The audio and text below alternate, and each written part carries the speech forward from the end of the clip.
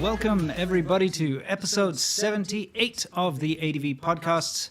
It is a crazy show today. Crazy. A lot of important things to talk about, a lot of not so important things to talk about, but... Well, we have to address the elephant in the room. Today is China's National Day. Correct. So we wanted to say Taiwan number one, and we will be doing a montage of our favorite, not favorite clips, but favorite scenery and real situations in Taiwan that we've gone through. That we filmed ourselves. Most of this is, I filmed this in Taipei.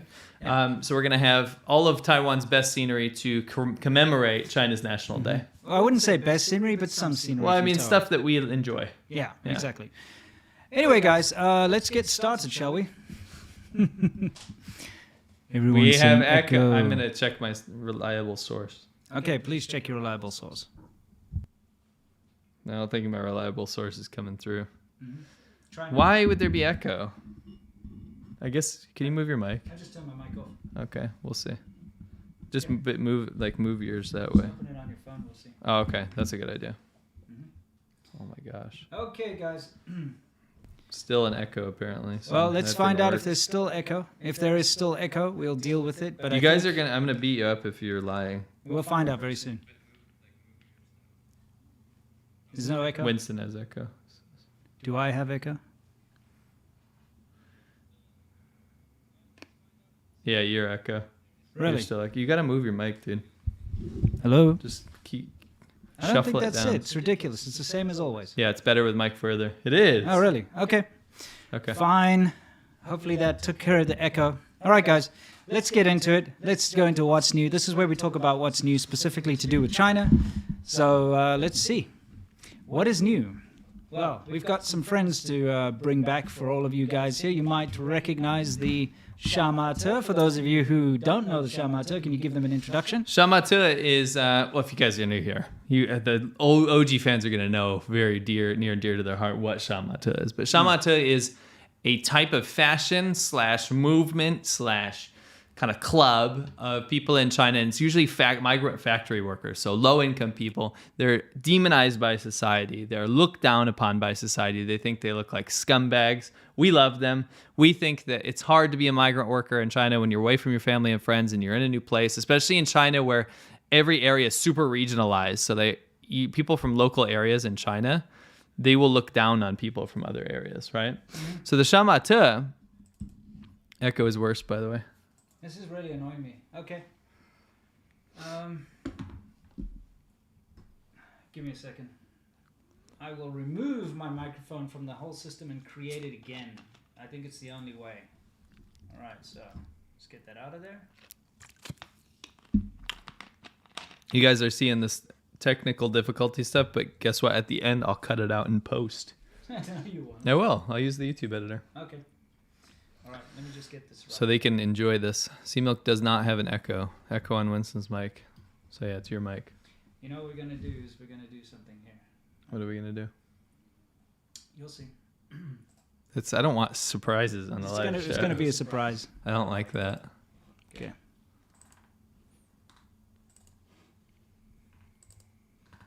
Sea Milk seems fine. I moved my mic, you dinguses. I moved my mic like freaking 10 meters away. Mm-hmm.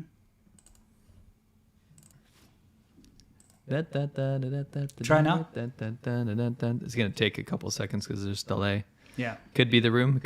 We moved offices, so we went very far away. So maybe the signal's traveling very far distance. I don't know. Okay. So, is that better, everyone? Echo on Winston's mic still. Your mic is messed up. Winston's mic is an echo. It's show stopping. Absolutely Nonsense. Because I've just switched. Echo. I've just switched your mic and my mic. It shouldn't be echoing still. Now I'm echoing. Yes. Now I'm echoing. Yeah. It seems better. Much better. Okay, good. We gotta win. All right. Now Sea Milk now echoes. No, it's fine. Everyone says it's fine. It's better. Yeah. Okay. Just tip it real good. Okay. I'll tip mine real good. All right. We'll tip it Let's like this. get on with this. Okay. So SerpentZA, let's go for it. So SerpentZA is it's that movement basically of these people that are long lost factory workers from different parts of China. They go to different areas, different cities to be a migrant worker. Yeah. And for some bizarre reason, they pick up this aesthetic where they poof out their hair, go crazy with their hair, like really weird hairstyles. And then they wear like very cheap, awful Taobao clothes. I would say like the equivalent of going to like not a flea market, like a dollar store to shop for your clothes, basically. Wearing, like cheap Halloween or Christmas costumes. That material. Yeah, it's like very That's what they wear. So the SerpentZA, we found our favorite group of SerpentZA, which is guys this Lego hair guy. Yeah, he's the winner. He paints his face like white, but then he forgets to do the rest, and he uses these crazy filters. And he's their leader. He's supposed to be the handsome one, and they walk around in flowers, and they had to do this thing with their head, and they sniff their fingers. We'll play his. Yeah. And there's a reason we're bringing this up. We're gonna play it. Yeah, you go ahead. Okay. Yeah.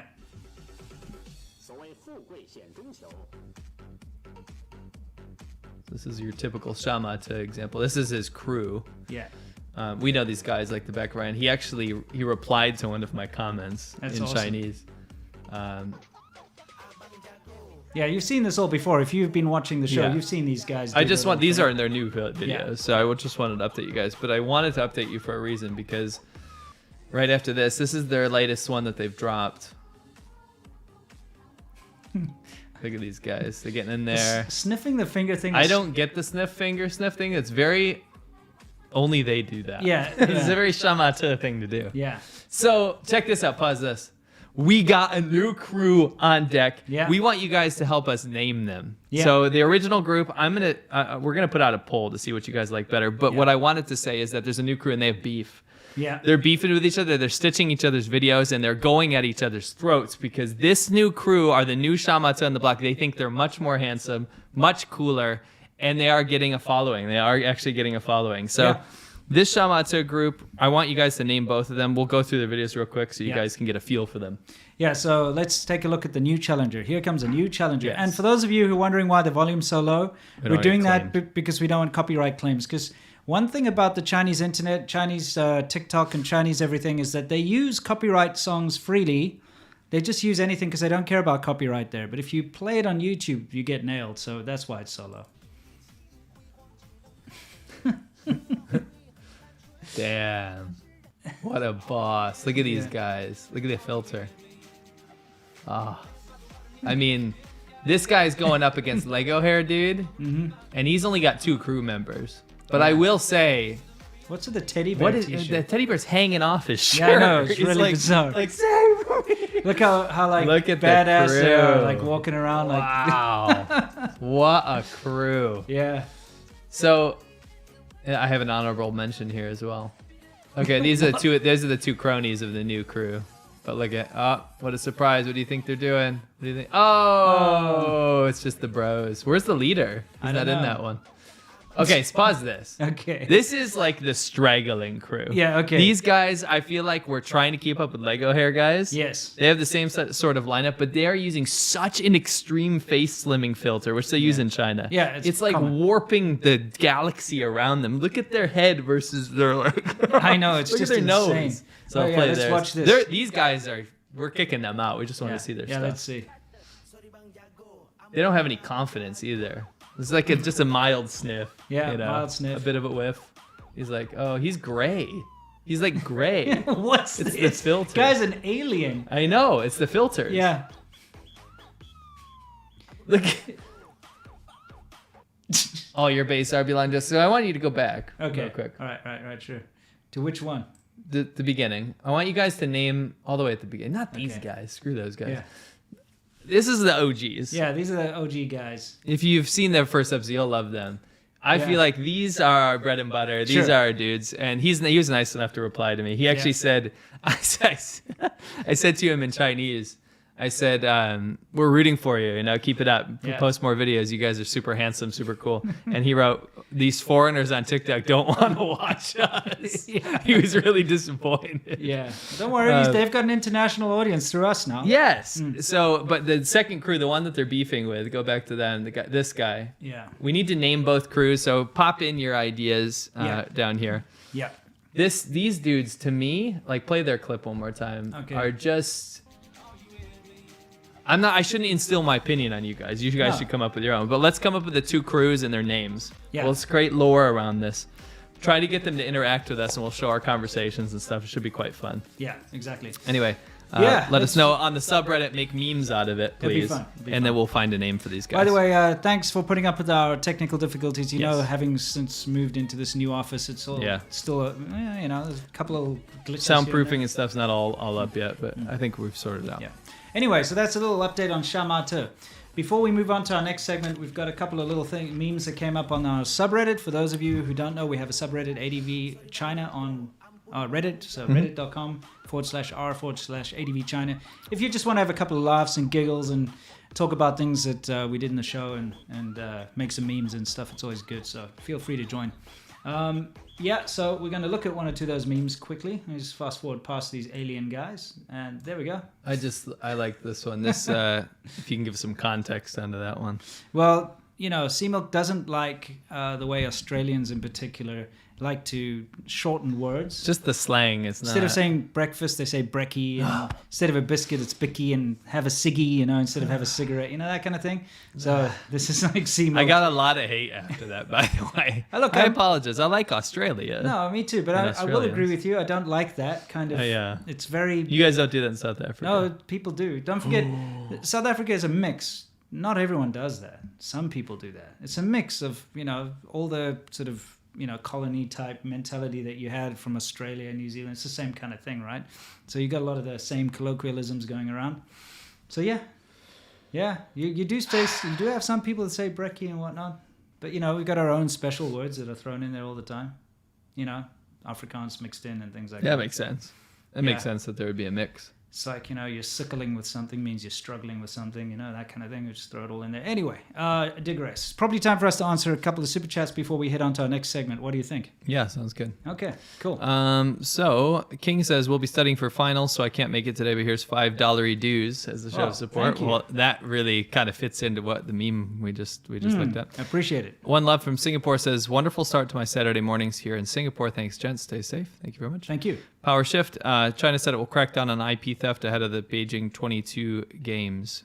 Sounds about right. They're only about 40 years too late. She's getting very nervous. It's nonsense. This whole IP theft thing. They've been promising. They've been promising to crack down on it from the get-go, and the world's kind of turned a blind eye and taken China's word for it and been like, okay, fine. You say you're going to do it, so we'll trust you. And you know what? It's never been resolved. It never will be resolved. And just like every other promise that comes out of the CCP, it either the only time their promises ever get fulfilled is if it's something they wanted to do anyway. But if it's something they don't want to do, it'll never happen. Correct. Cool. Should we move on? Let me finish the ones that happened before the show. Cool. Tez it turn. How often do you check your ADV Media email? I don't believe we have an ADV Media email. Expect one from a mysterious individual named Harry Wang. I looked for Harry Wang. Didn't find him. We have an ADV China email. Yeah. Dion Chapman, sorry can't make today's show. Need to do my motorbike learners again. Well, good luck with that, my Fantastic. friend. Yeah, go do it. Go pass. Go pass. All right, let's okay, move on. Cool. So we're going to move on to Subpower, everybody. This is where we talk about, the main topic of the show, usually what's going on and how China changes your mind through its propaganda and so on. And we've got a very interesting one here today. Okay. So you want to start? Do you want to get into this? Yeah, sure. So I was on Reddit. Twitter and Reddit are the same thing. My boomer ass mind. Sure. So I was on Twitter and I was talking to my friend Inti. Well, we were talking to him in our group chat. And Inti is a Uyghur that lives in America. Yeah, he's a Uyghur as well. Yeah, he's an actual. And he's an activist, yeah. but he's a Uyghur activist. He's a Uyghur activist, but that is Uyghur. Yeah. Anyway, he was talking to us about some stuff he was finding if you would filter out certain key phrases. Now, yes. I apologize if you've already seen my video on Laowhy86. It's the one I just did. It's about this, but I brought it up on here because there's a resolution to what happened. Yes. So there were thousands and thousands and thousands of accounts posting new Uyghur propaganda. Exactly the same as those, if you guys remember before we covered. Oh, yeah. I mean, you can just see it in the background. Yeah. But these videos that were angry saying like, shut up, Mike Pompeo. There is no forced labor in Xinjiang. Well, they did it again. And they posted thousands of clips basically saying, shut up, H&M. There's no forced labor and forced cotton picking here in Xinjiang. But the interesting thing is that all of these accounts, the majority of them, and there was literally hundreds and hundreds of these accounts, thousands of these accounts, they're all new. They're all made like in the last month or so, most of them. Yeah. Some of them were old accounts that had obviously been hacked or co-opted somehow. Yes. But they were all just very empty accounts and then just suddenly all posted the same exact same stuff. Yeah. Exactly.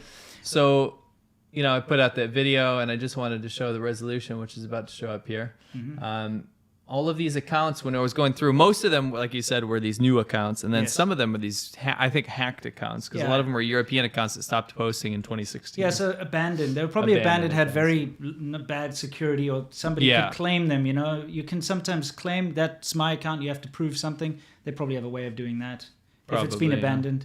I suppose, Either way, they were all just posting the exact same propaganda things about, there's no forced labor. Look how happy the Uyghurs are, show like... And they were getting forcing Uyghur people to say this on camera like they did the first time. With English subtitles. And that's the irony, is that this was made for you as an English speaker to understand and see. These were put out. This ridiculous propaganda junk that they do all the time. And they have those bot farms. We've seen them. We've shown them before. Where they've got like thousands of cell phones there. And they've got like one person operating hundreds of phones at a time.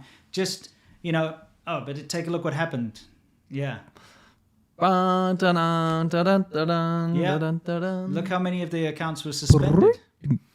But this is the thing. All of them were suspended. Here's what's really frustrating. If it wasn't for before we get into that, if it wasn't for the hard work of people like Inti and yourself making videos, putting it out there and bringing attention to it, they would not have been suspended. No, they would have kept hanging out. So the CCP takes advantage of Western social media in the most cheap way possible. Basically spamming and creating fake accounts, bot accounts, and they're very good at creating scripts that run on all these phones. When you got these hundreds of phones, I've seen it myself when I was in Shenzhen. I've seen one of those places, and it's very sophisticated. So they've got a whole bunch of Android phones, all running custom software on them, and then they inject a script into all of them. The script will randomize certain things, so it doesn't look like it's all coming from the same place, and it will spoof IP addresses and whatnot. So they can, at the click of a button, they can create 1,000 new accounts on Twitter, all with random names. It randomly grabs a picture of the internet and creates an account. So there's very little like actual manual labor involved here. It's all done through software. And then what they do is they say, okay, post XYZ things, and it goes out, and suddenly you've got 1,000 odd accounts all posting this propaganda, trying to pretend like it's a real person.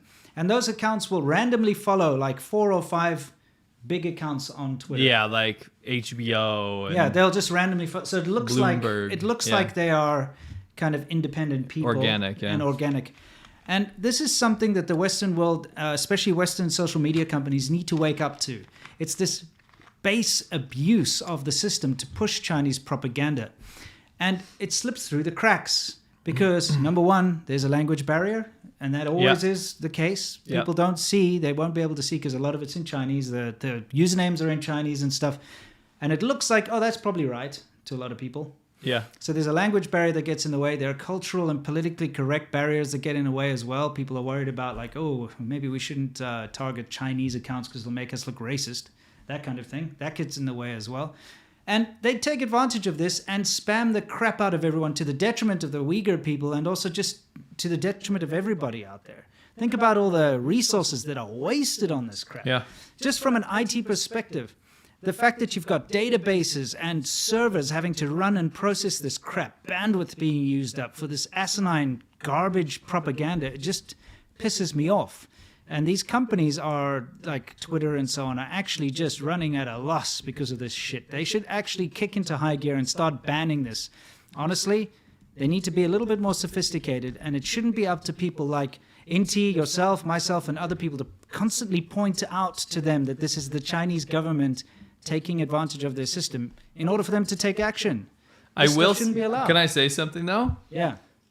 Cheers to Twitter for actually dealing with it, because they actually jumped on a lot of stuff. Remember those pretty ladies that the Chinese government was hiring? Yes. They removed their account because it was very clear propaganda that was trying to skirt the rules of Twitter. I mean, great. These accounts, they removed them all. YouTube doesn't. No, YouTube doesn't. YouTube lets all this Uyghur genocide denial propaganda just hang out. Yeah. And it's bullshit because it's being run by bot farms. Yeah. You don't, as a social media platform, you can't allow that kind of stuff to take over. It's bullshit. Yeah. No, you can't. But anyway. Yeah, I mean, New Echo. Either way, it's all taken care of. They've been suspended for now. We'll wait for the next big flood of crazy propaganda to hit Twitter and YouTube and various other places and be shoved in your face. Yeah. Anyway, cool. We got something else which is kind of funny, and it's along the same lines. You know, on our ADV China channel, we released a video where we were on the North Korean border. Okay? Remember that one? And for those of you who don't know, when we were filming Conquering Northern China, you can actually see us on the North Korean border in that documentary. But it was a harrowing experience, and we almost got into a lot of trouble. We had to really figure our way around the place. We took serious precautions in order to not get into any kind of trouble, but we filmed it. And so it looks like this big campaign that came out recently is a response to that video of ours. What do you think? You getting echo still? I would absolutely agree with that. The thing is, the whole point of this video is it's a straw man scenario, meaning that like China made a bunch of people go out there and say, hey, I'm on the North Korean border with China and I'm just trying to film something. But all these SWAT team guys, just like in all of our stories, and the SWAT team guys bust us. Sure. These SWAT team guys come in, but actually it's just a misunderstanding because what it is they're trying to keep me safe. They're trying to protect me. So they're trying to tell me, hey, you can film whatever you want. Just it's really sensitive over in North Korea. We're just trying to protect you, right? Actually, just roll this whole clip. Okay, we'll roll the clip. We're going to get out of here. Please watch this, everyone, and let's take a look. 发生了一件让我毕生都觉得很温暖的事情。刚才我拿着手机支架，准备在江边录视频的时候，150米外停着一辆边防的特警车。因为我们这边是在中朝的边境线上，隔着一条鸭绿江200米以外呢就是朝鲜。这个时候，2个全副武装的特警就向我走过来说：“女士，您是要在我们这边直播吗？”我说：“不是的。”我说：“我只是录个视频，怎么了？是不是耽误你们执勤了？”特警连忙解释道：“说是这样的，现在呀是疫情期间，朝鲜那边呢非常的敏感，总会对我们这边喊话。您呐拿着个架子，别产生什么误会。我们呢是担心您的安全。”然后我说：“那我不拍他们那边，我只拍我们这边的山和水，您看行吗？”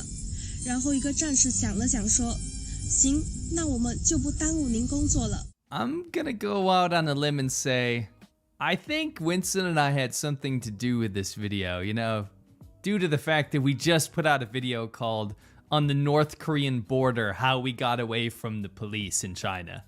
This is just a straw man scenario they're posing to the populace to say, well, the Chinese government's very authoritarian and we will tell you to stop doing what you're doing in the name of national security, but it's just to keep you safe. It's kind of to test the waters. It's kind of to get people used to it. But the funny thing is not about this video, which is clearly scripted. The funny thing is this video happened countless times. The exact same script. Check this out. 真的一件让我毕生都觉得很温暖的事情。刚才我拿着手机支架，准备在江边录视频的时候，150米外停着一辆边防的特警车。因为我们这边呢是在中朝的边境线上，隔着一条鸭绿江，200米以外呢就是朝鲜。就在几个小时之前，发生了一件让我毕生都会觉得很温暖的事情。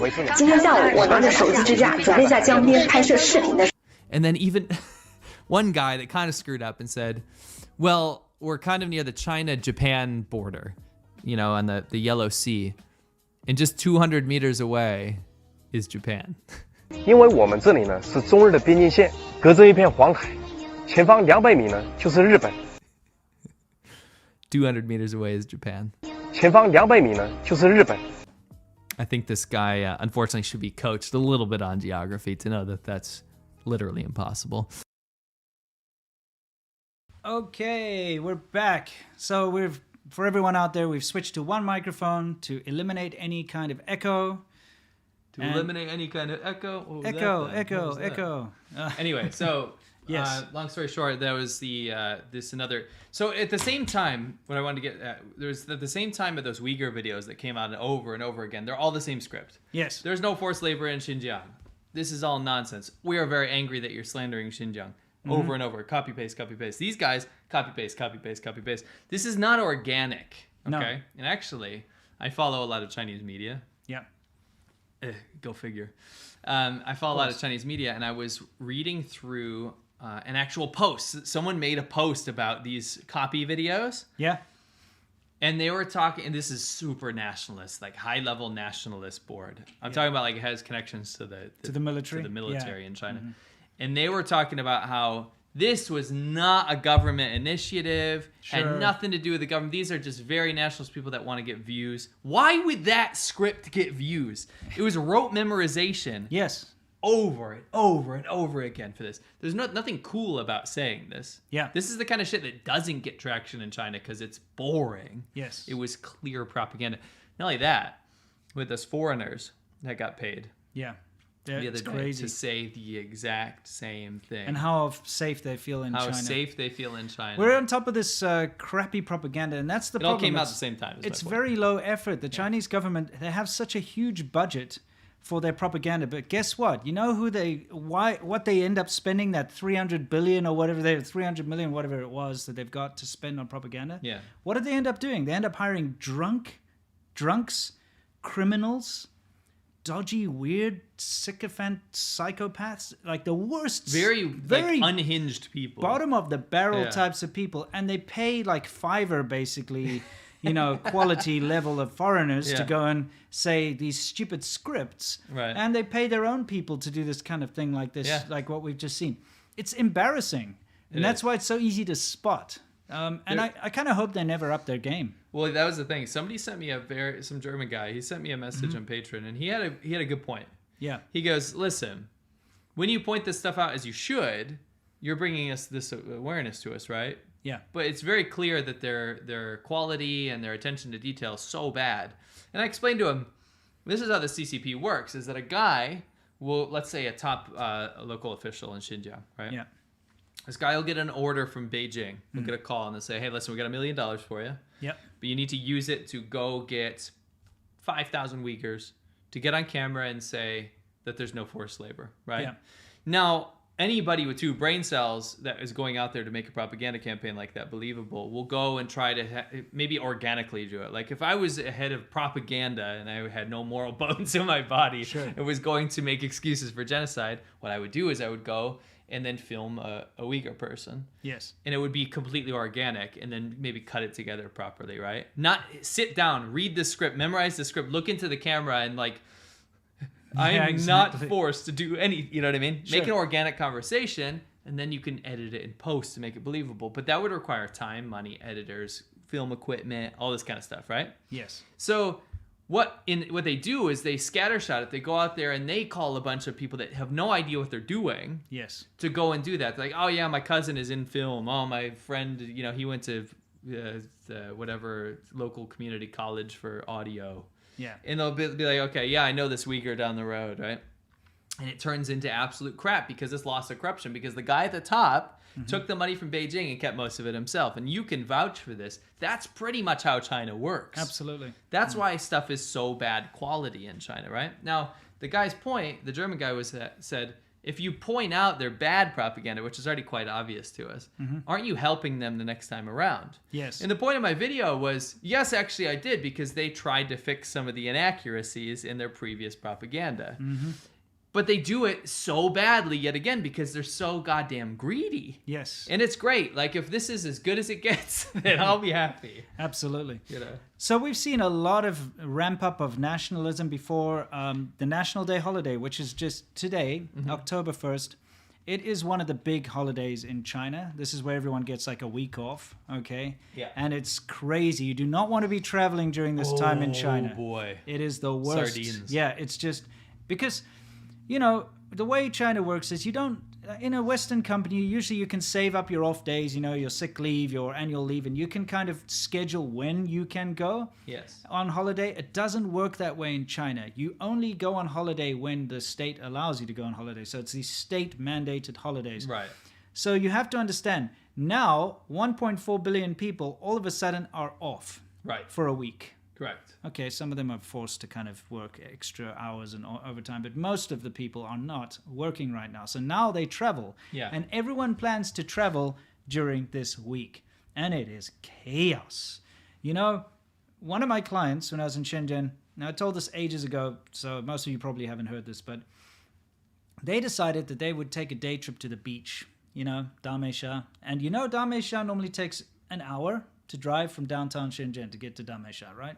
So it's a beach in Shenzhen. It's a famous beach in Shenzhen. It's big. It's called Dameisha, which just means big, beautiful sand. Okay, that's the literal translation. And there's Xiaomeisha, which is little beautiful sand, and that one you actually have to pay to go on the beach, but Dameisha is free. Although you have to show your passport or your ID card to get onto the beach and get your bags scanned and go through. I've got a whole video about it. It's ridiculous. That's a real thing. And you actually have to schedule. You have to book to go to the beach, you know. And you have to go to a machine and get a ticket and then go walk through a security checkpoint to go to the beach. It's ridiculous. Anyway, this was before they'd set that up. Yes. So it takes an hour to go there, and this is probably one of the reasons they set up that whole you have to check in to go to the beach thing, because it took my client 7 hours to get to the beach. 7 hours. That is outrageous.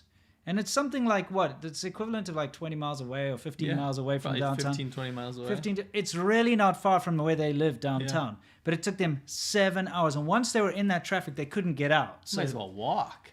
They would have made it there sooner if they walked. Yeah. 7 freaking hours. And that's what happens during National Day holiday. It would have been about 4 hours to walk there.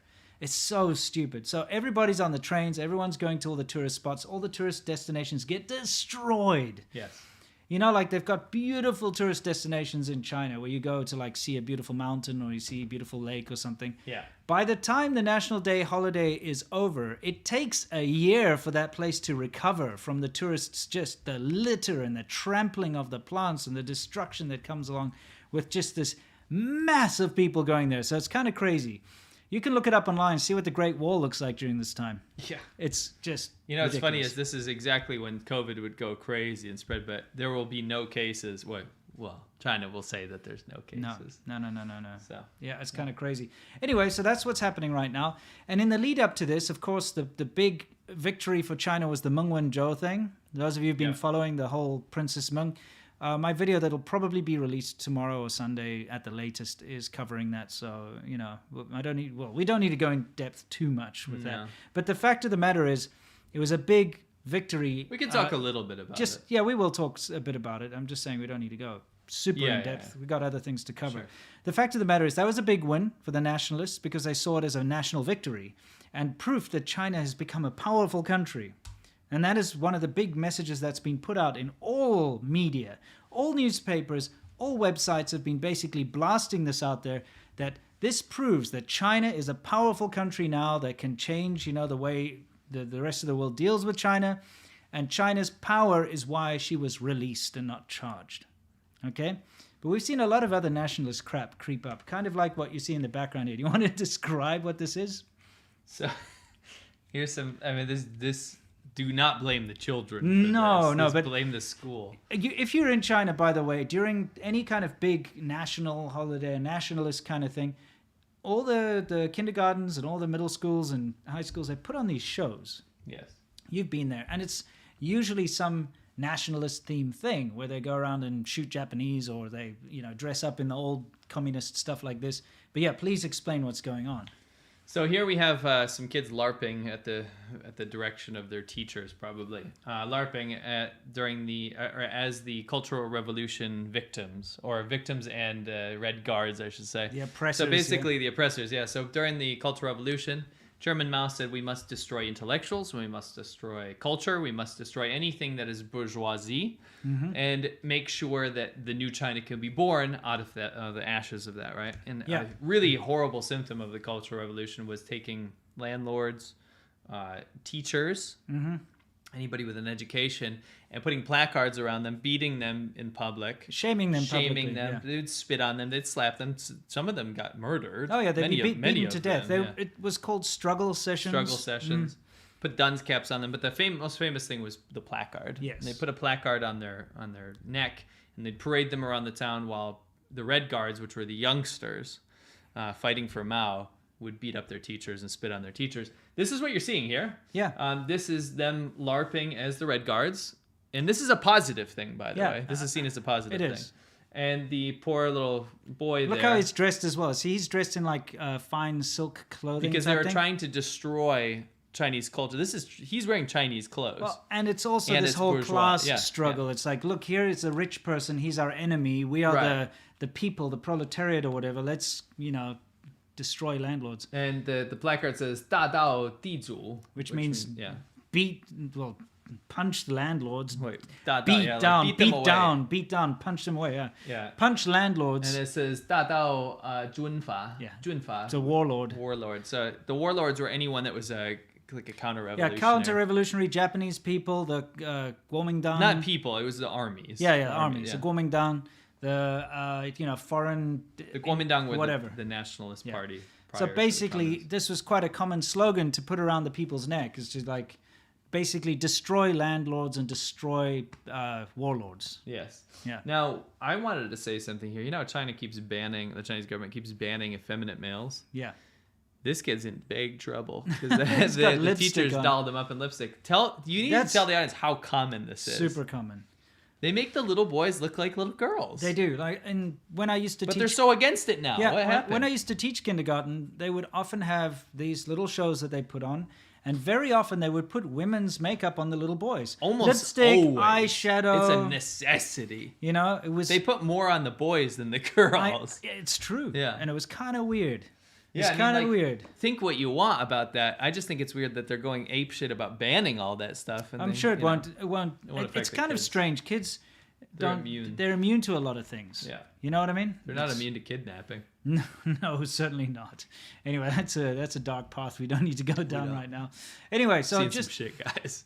this is not what I would say conducive to a healthy society. What we're seeing here, okay? No.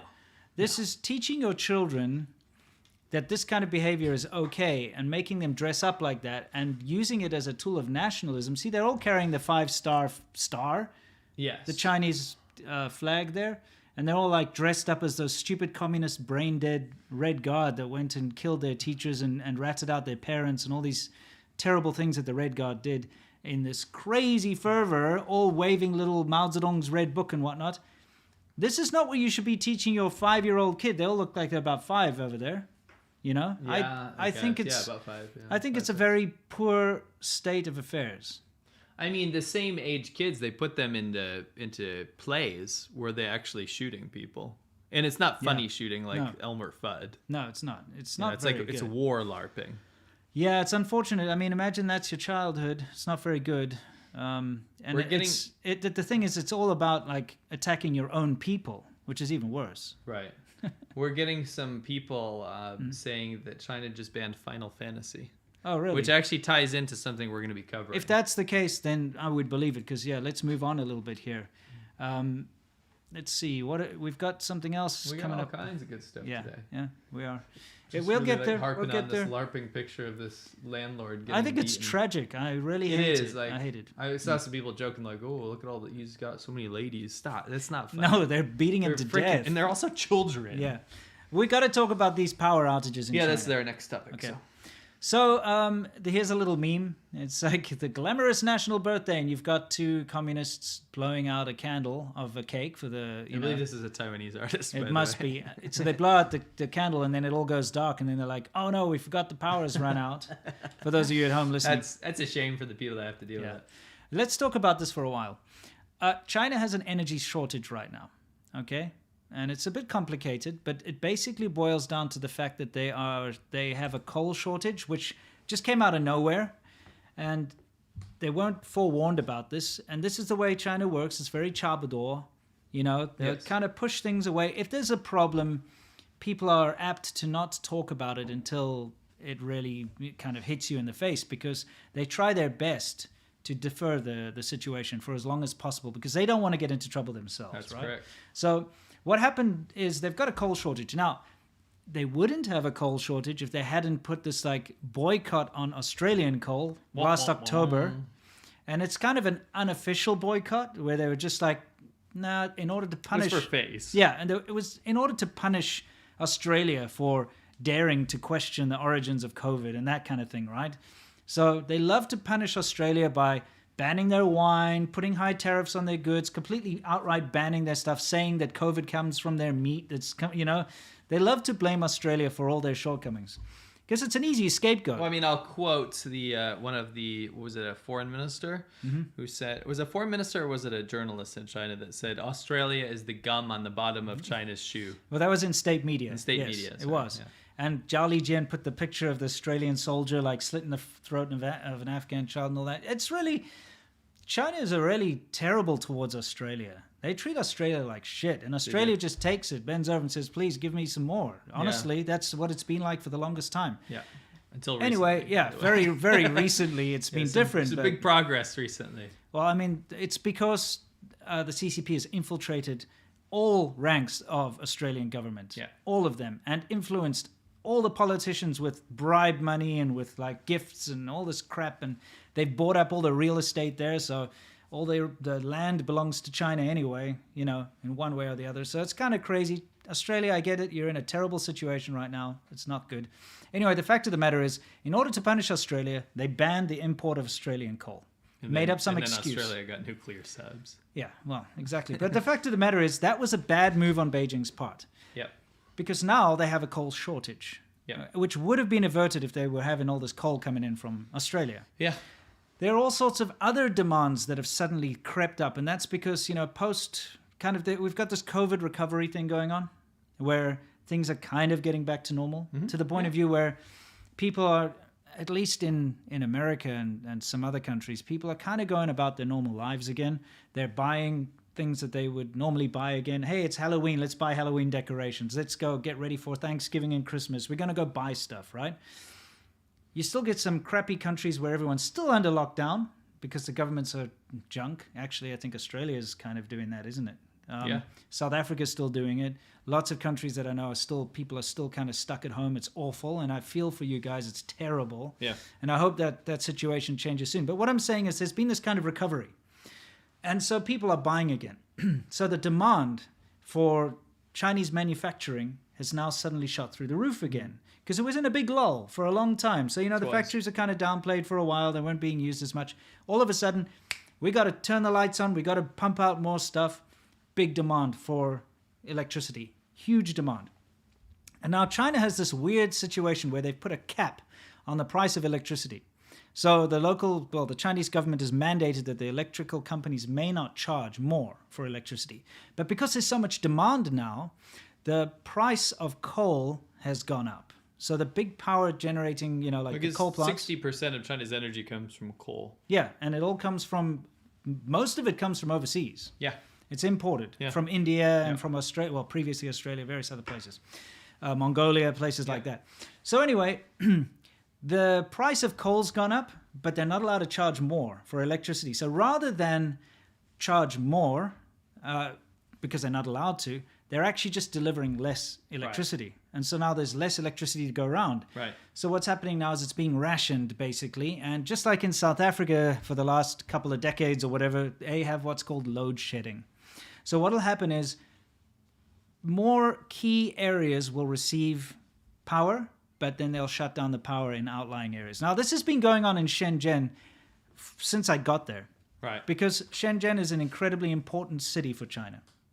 And that's where we've got all these, like, all the electric commerce, and there's a lot of factories and stuff out there. But most importantly, it's like the face of China next to Hong Kong. The skyscraper lights always have to be on.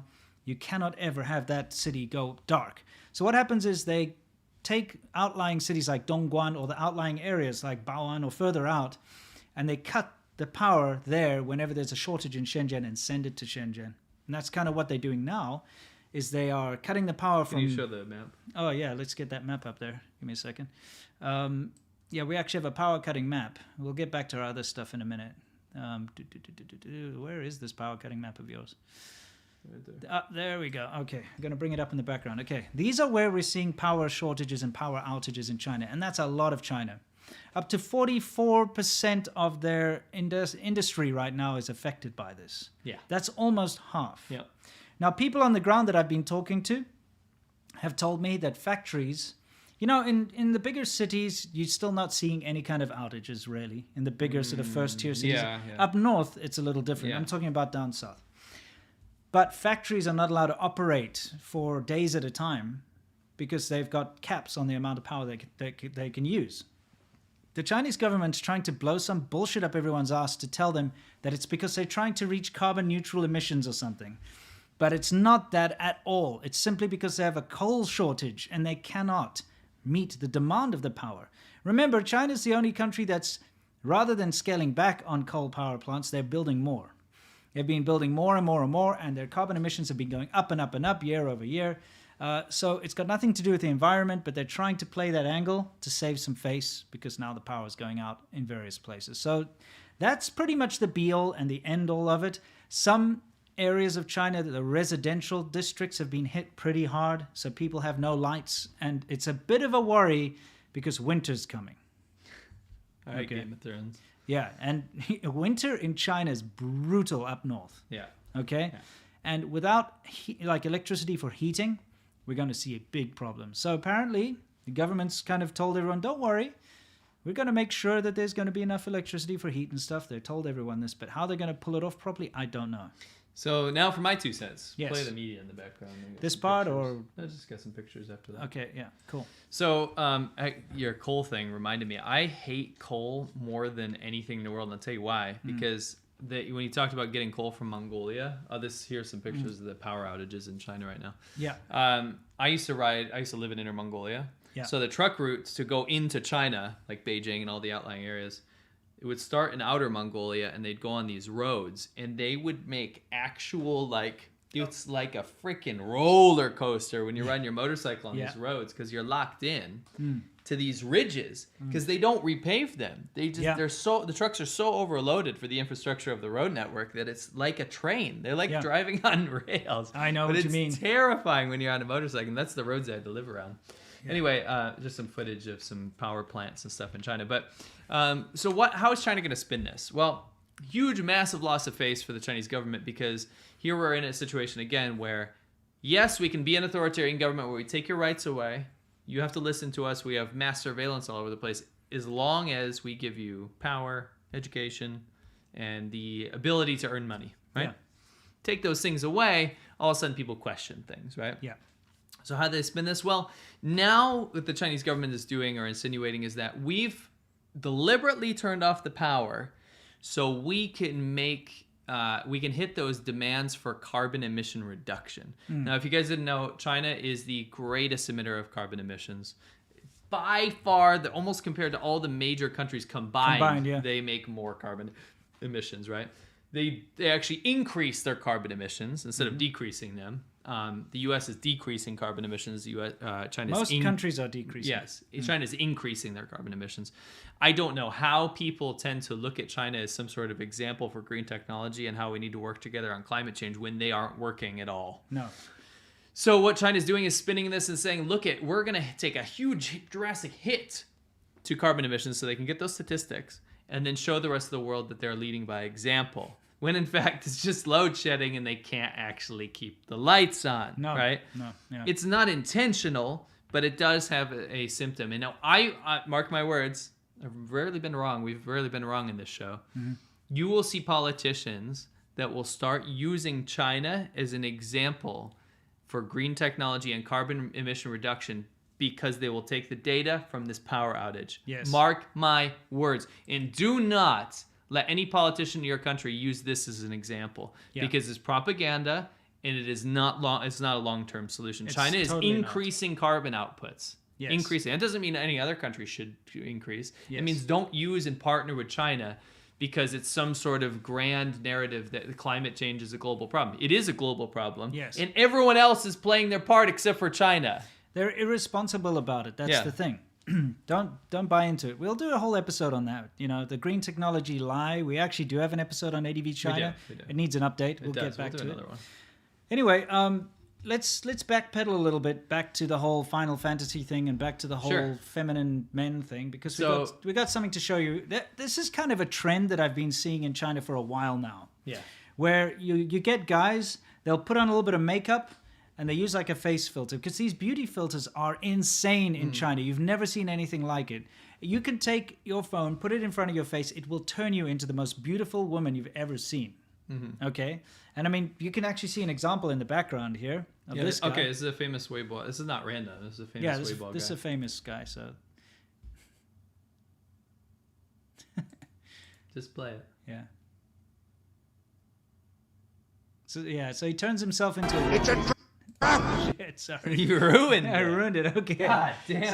Sorry. Okay, I'll play. Now it's ruined. No, I'll just point. play. I'm gonna play through. I'll put us over. here. Okay, it's over. It's not funny it's fine. anymore. I was trying to like get it at the God right. damn it. Yeah, I'm sorry. I missed It's that. all right. Anyway, Put all this work in as you can this see, so media. this guy uses these. It's a trap. And it's a trap. Anyway, he uses these filters, and he looks like a really pretty Just girl. Pause it on him so we can actually have reference while I read this. Okay. So There we go. so this Weibo creator just got what's it called? Suspended. Got banned. Oh, banned. Or suspended, you're right. Suspended. And the reason is that in this ban of sissy boys, as they call them, Yes. it still cringes me out. I can't deal with a sissy. It's not 1950s. Sissy Pants. Sissy Pants boys or whatever the hell this is. Sissy Pants. Sissy Yeah. Pants. Stop! You got I ants hate in your that. pants? It's such a 1950s phrase. Yeah, it's You pretty old. Sissy, give me your lunch money, you sissy. Yeah, it's like, Yeah. go down to the soda jerk and ask him for a soda. And then the kid's like, I ain't no gay. You know? Ain't no sissy pants is what he said. I ain't no sissy pants. Yeah. I like baseball cards. And meanwhile, he's got like Barbies or something at home. And they find out. And he's This a is like a plot to a 1950s like book. Yeah, or something. exactly. Anyway, this bro likes Say to... that in a loose sense of the word. You know, This...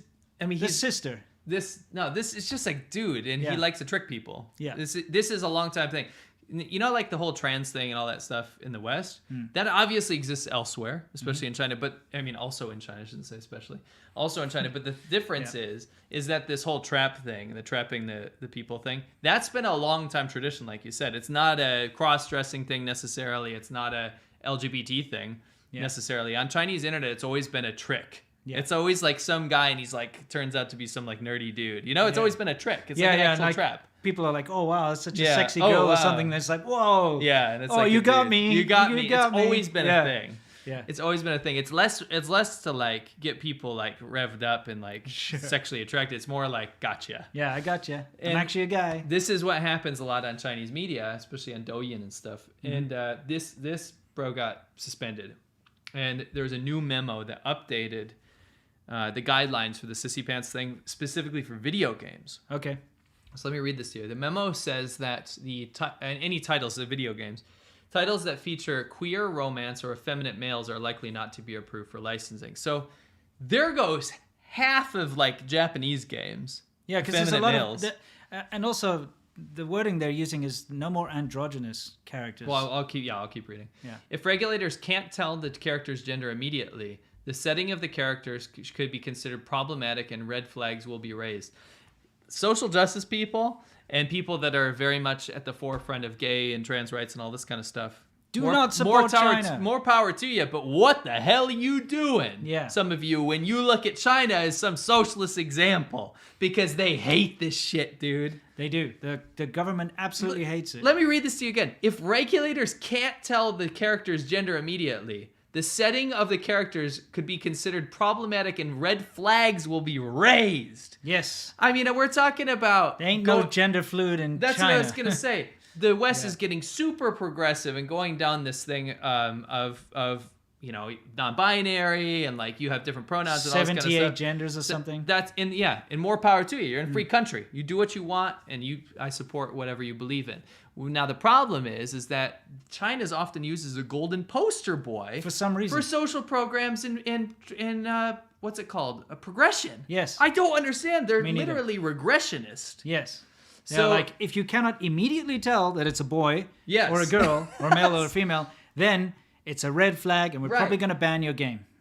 Please, you don't need to like worship the West or democracies or anything, but you as a person that might be apt to support like gender fluid rights and things like this, you're in a country that allows you to do that. How about You someone can who be just yourself? How about someone who just supports freedom of expression? Freedom of expression, let's say There we go. that. Because if you support maybe freedom of maybe you expression- don't like that kind of thing, but maybe you're just like, hey, you know what? Let people get on with their stuff, so I get on with my stuff. I support freedom of expression. In China, there's no support for freedom of I expression. absolutely support freedom of expression. It doesn't matter.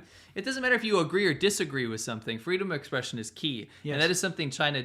But what I'm trying to do right now is combat all the people that are about to say, "Yo, China based." They're not base. No, the Chinese government's base. Yeah, exactly. Let me finish reading this. Sure. With these new implementations, they note that violent titles, which allow players to be good or bad, wouldn't be seen favorably. Okay, so if you can choose to be good or bad, that's not okay. Yeah. Some games have blurred moral boundaries. Players can choose to be either good or evil, but we don't think that games that give players this choice are appropriate, and this must be altered. So this is covering pretty much you understand what this is. This is not a new law. This is a blanket ban on video games from the West or from other countries. Pretty much. And this also, I believe also covers cartoons. It must do. Yeah. I mean, come on. When the government is controlling your games and your media to the point where they don't allow anything Yes. other than their exact message to come through, you're not living in a free society. Because if you're a creative type and you want to make a game, and you make a game about being, I don't know, a furry fairy or something like that, and you put it out there. A furry thing. Yeah, whatever, Well, you know what I mean? A furry is like those People those nice people that have a fursona and they wear a fursuit. But they wouldn't be a fairy. They would be a... No, but what if it's a furry with wings like Tinkerbell? It's a furry. It's like a chimera furry. It's a furry fairy. They went to the furry lab. Maybe they just got some fairy dust sprinkled on them. Yeah. Okay. Yeah, sure. When they went for a yiff somewhere. Okay, and they got some of that dust on them. We shouldn't know this stuff. Anyway, the fact of the matter is, okay, at least it wasn't clupping. Okay. Yes. So yes. there they go. This furry fairy comic or game that you make, you can release it. And maybe it won't be popular because most people will think it's pretty weird, but you'll get people that actually, are into that kind of thing. They can follow it, okay? Yes. And there's nothing wrong with that. You can go do your anthracons and all your stuff. Now, the difference is that what they call it? They have anthracons every year. Yeah. And, yeah. Sorry. Okay, anyway. We have some furry fans, I guarantee it. I'm sure there's a lot of dragoning going on there too. I mean, in the parking lot. I just don't know why. My God. Anyway, the fact of the matter is... Hide your cars. Yeah, don't take your cars out. Hide your cars. Yeah, hide your cars. Anyway, the fact of the matter is, in China, if you were to be creative and you want to create some kind of little comic or some kind of online thing like that, it's not allowed. No. It's banned. You're not allowed to consume it. You're not allowed to make it. It's not whether you like that thing or not. I'm still seeing in the chat people like, oh, well, I don't like the CCP, but that's awesome that they ban this stuff.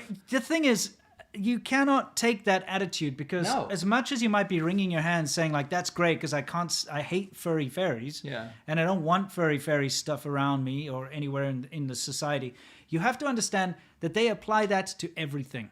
It's not just this. They're going to apply it to your outdoor barbecue next time. Yes. You're not allowed to have an outdoor barbecue. Oh, and they do that kind of stuff. You're actually not allowed to have an outdoor barbecue. No. They're going to do it next time to the fact that, think about the fact that people are not allowed to own guns. Motorcycles. People are not allowed to own motorcycles in the cities. People are not allowed to camp. Okay? Yeah.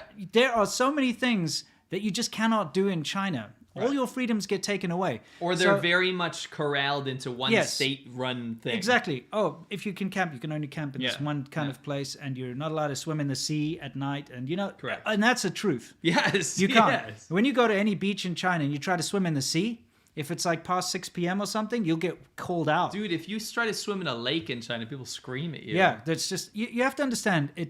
So for people who kind of look at that one aspect and say, oh, it's good if they're going to get rid of this moral decay or something, you have to understand that they put an end to everything that you hold dear to. So that's creativity the balance. And freedom of speech and freedom of expression covers everything. And when you take one of those things away, it's a slippery slope. That's my point. It starts to become blanket bans of literally everything that the CCP doesn't want. And it usually is just about government control. It's not because China goes, oh, I hate gay people. Or, oh, I hate furries or whatever the hell they want to ban. It's because they think it goes against the grain. And against the grain means against the CCP. And against the CCP means against authoritarian rule. And they think it makes rule. them look weak. And it makes them worry about their fighting force. Because they constantly like to treat the people as this resource that can be used against other countries, especially in a conflict. And they don't want the rest of the world to see China as being weak. Correct. And I guess if you saw this man over here behind you, this boy, this young man, you probably wouldn't be worried about fighting against him on a battlefield. Sure. Okay. Because that's what China says. Foreigners are going to see this guy and they're like, haha, China's weak. Meanwhile, it's like, it's the same logic. It's all about face. Remember, China banned motorcycles, and I kid you not, because they thought it made China look poor. Yes. So when foreigners go to China and they go, wow, that's a lot of motorcycles. China must be poor. Yeah. That's the logic. It's broken. It is It broken. doesn't make sense. Do you think a foreigner gets off the boat or gets off the plane in Beijing and goes, damn, that's a lot of motorcycles. I thought China was rich. You know what I mean? Yeah. But that's what it is. Yeah, there's a whole lot of weird things that go on. Anyway, so that probably will... It's why top-down leadership doesn't work. Yeah. I mean, that's the thing. That there are certain things that obviously shouldn't be allowed, like indecent exposure and so on. You know, in public. Yes. There should Of be there course. should definitely be laws and rules against certain kinds of behavior and Yes. and certain types of expression. But at the same time, somebody playing a video game should be able to choose whether, I mean, it's a fantasy, whether they're going to be an evil or a good character. They should be able to choose a character that's androgynous. I should be able to play a girl. Yeah, if you want to play a guy that looks like a girl or a girl who looks It like a doesn't tomboy, matter. why is that an issue?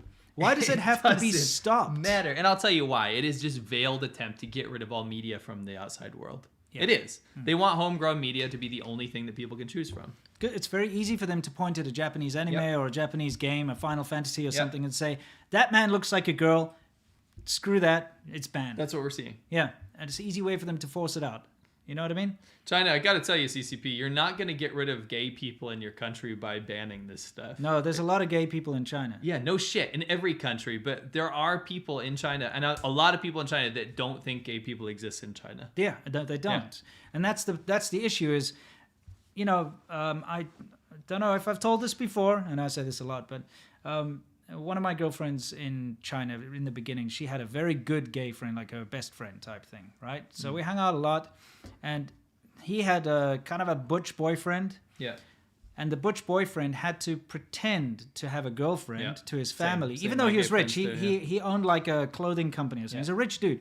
He had to pretend to his parents that he was like engaged to be married and all this, and he would pay this girl money to pretend to be his girlfriend, just so that he could be a gay. One on of the my side. gay friends used to, if we had like a big gathering where there's parents, Yeah. he would always have to bring his friend that was a girl, and then they'd be like, oh, they've been dating for so long, and then he's like rolling his eyes. I know. It sucks. And it's actually kind of an interesting story because I don't want to reveal who this is because it's someone Sure. that I know quite well, but there's this girl that I know who is still single and she's way past the expiry date in China because you know they have this thing where they say you're a leftover woman if you're still single by sort of 28 or 30, right? So she's way past that now. And her family will not stop bothering her about this because it's like the worst, it's the biggest sin in China to not have a family, not be married and have kids by the time you're like 28. Right? Yeah, it's like the end of the world. So she's got this great agreement. She has a gay friend, okay? This chubby gay friend.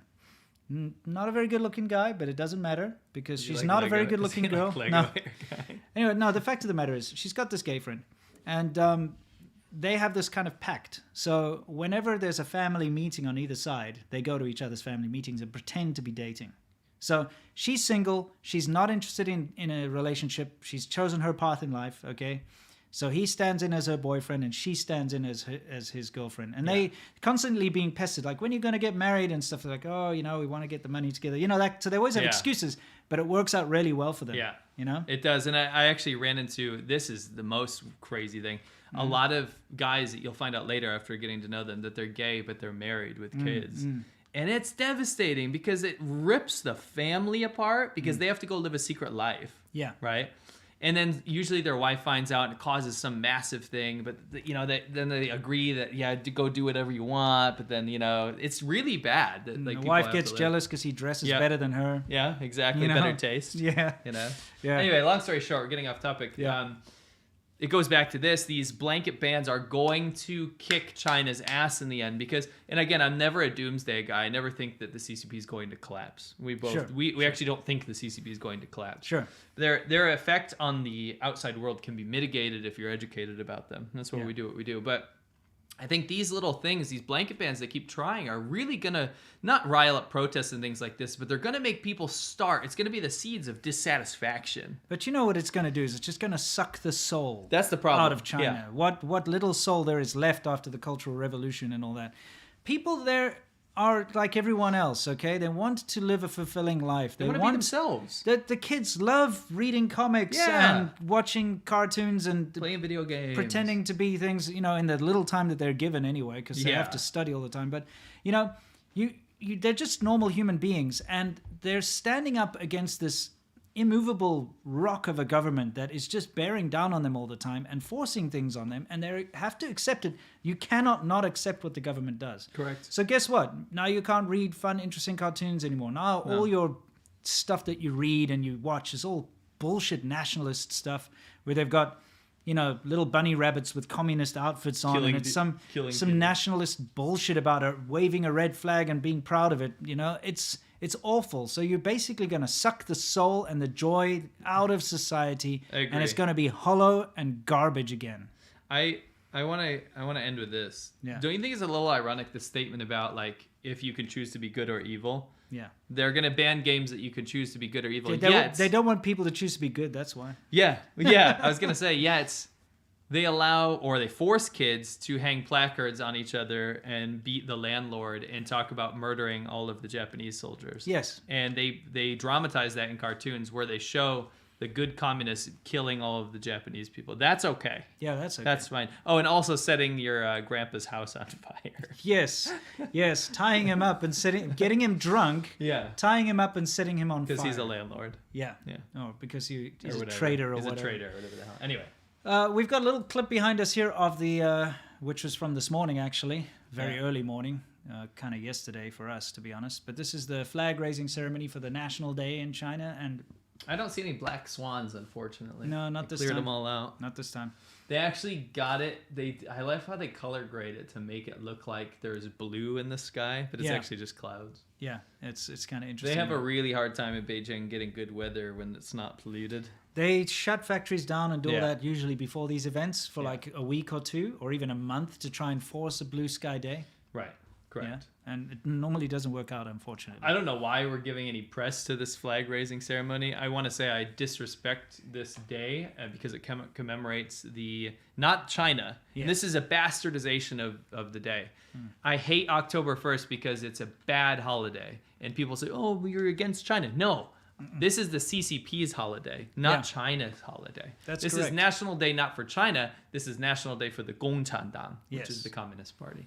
Yeah, so that's why it's not very good. Right. Not very good at all. Anyway, so I guess we'll get that out of there. We just wanted to let you guys know that that's what's happening today or kind of yesterday in China. Yeah, today and the other time. So, Well, let's do some... yeah, we'll do a couple of super chats and then we're going to hit the way world behind. news. Yeah. NZ Family says, Mile Matthew, corner, sorry. Yeah, your mic. I think your mic has too much gain, bro. I'll have to get a sandwich. My microphone gain, my echo made you go get a sandwich, That's and good. so I contributed to your weight gain. I apologize. Thank you for letting us know. Tacit Turn, do you see Hudson's Institute interview with Wu Kaixi?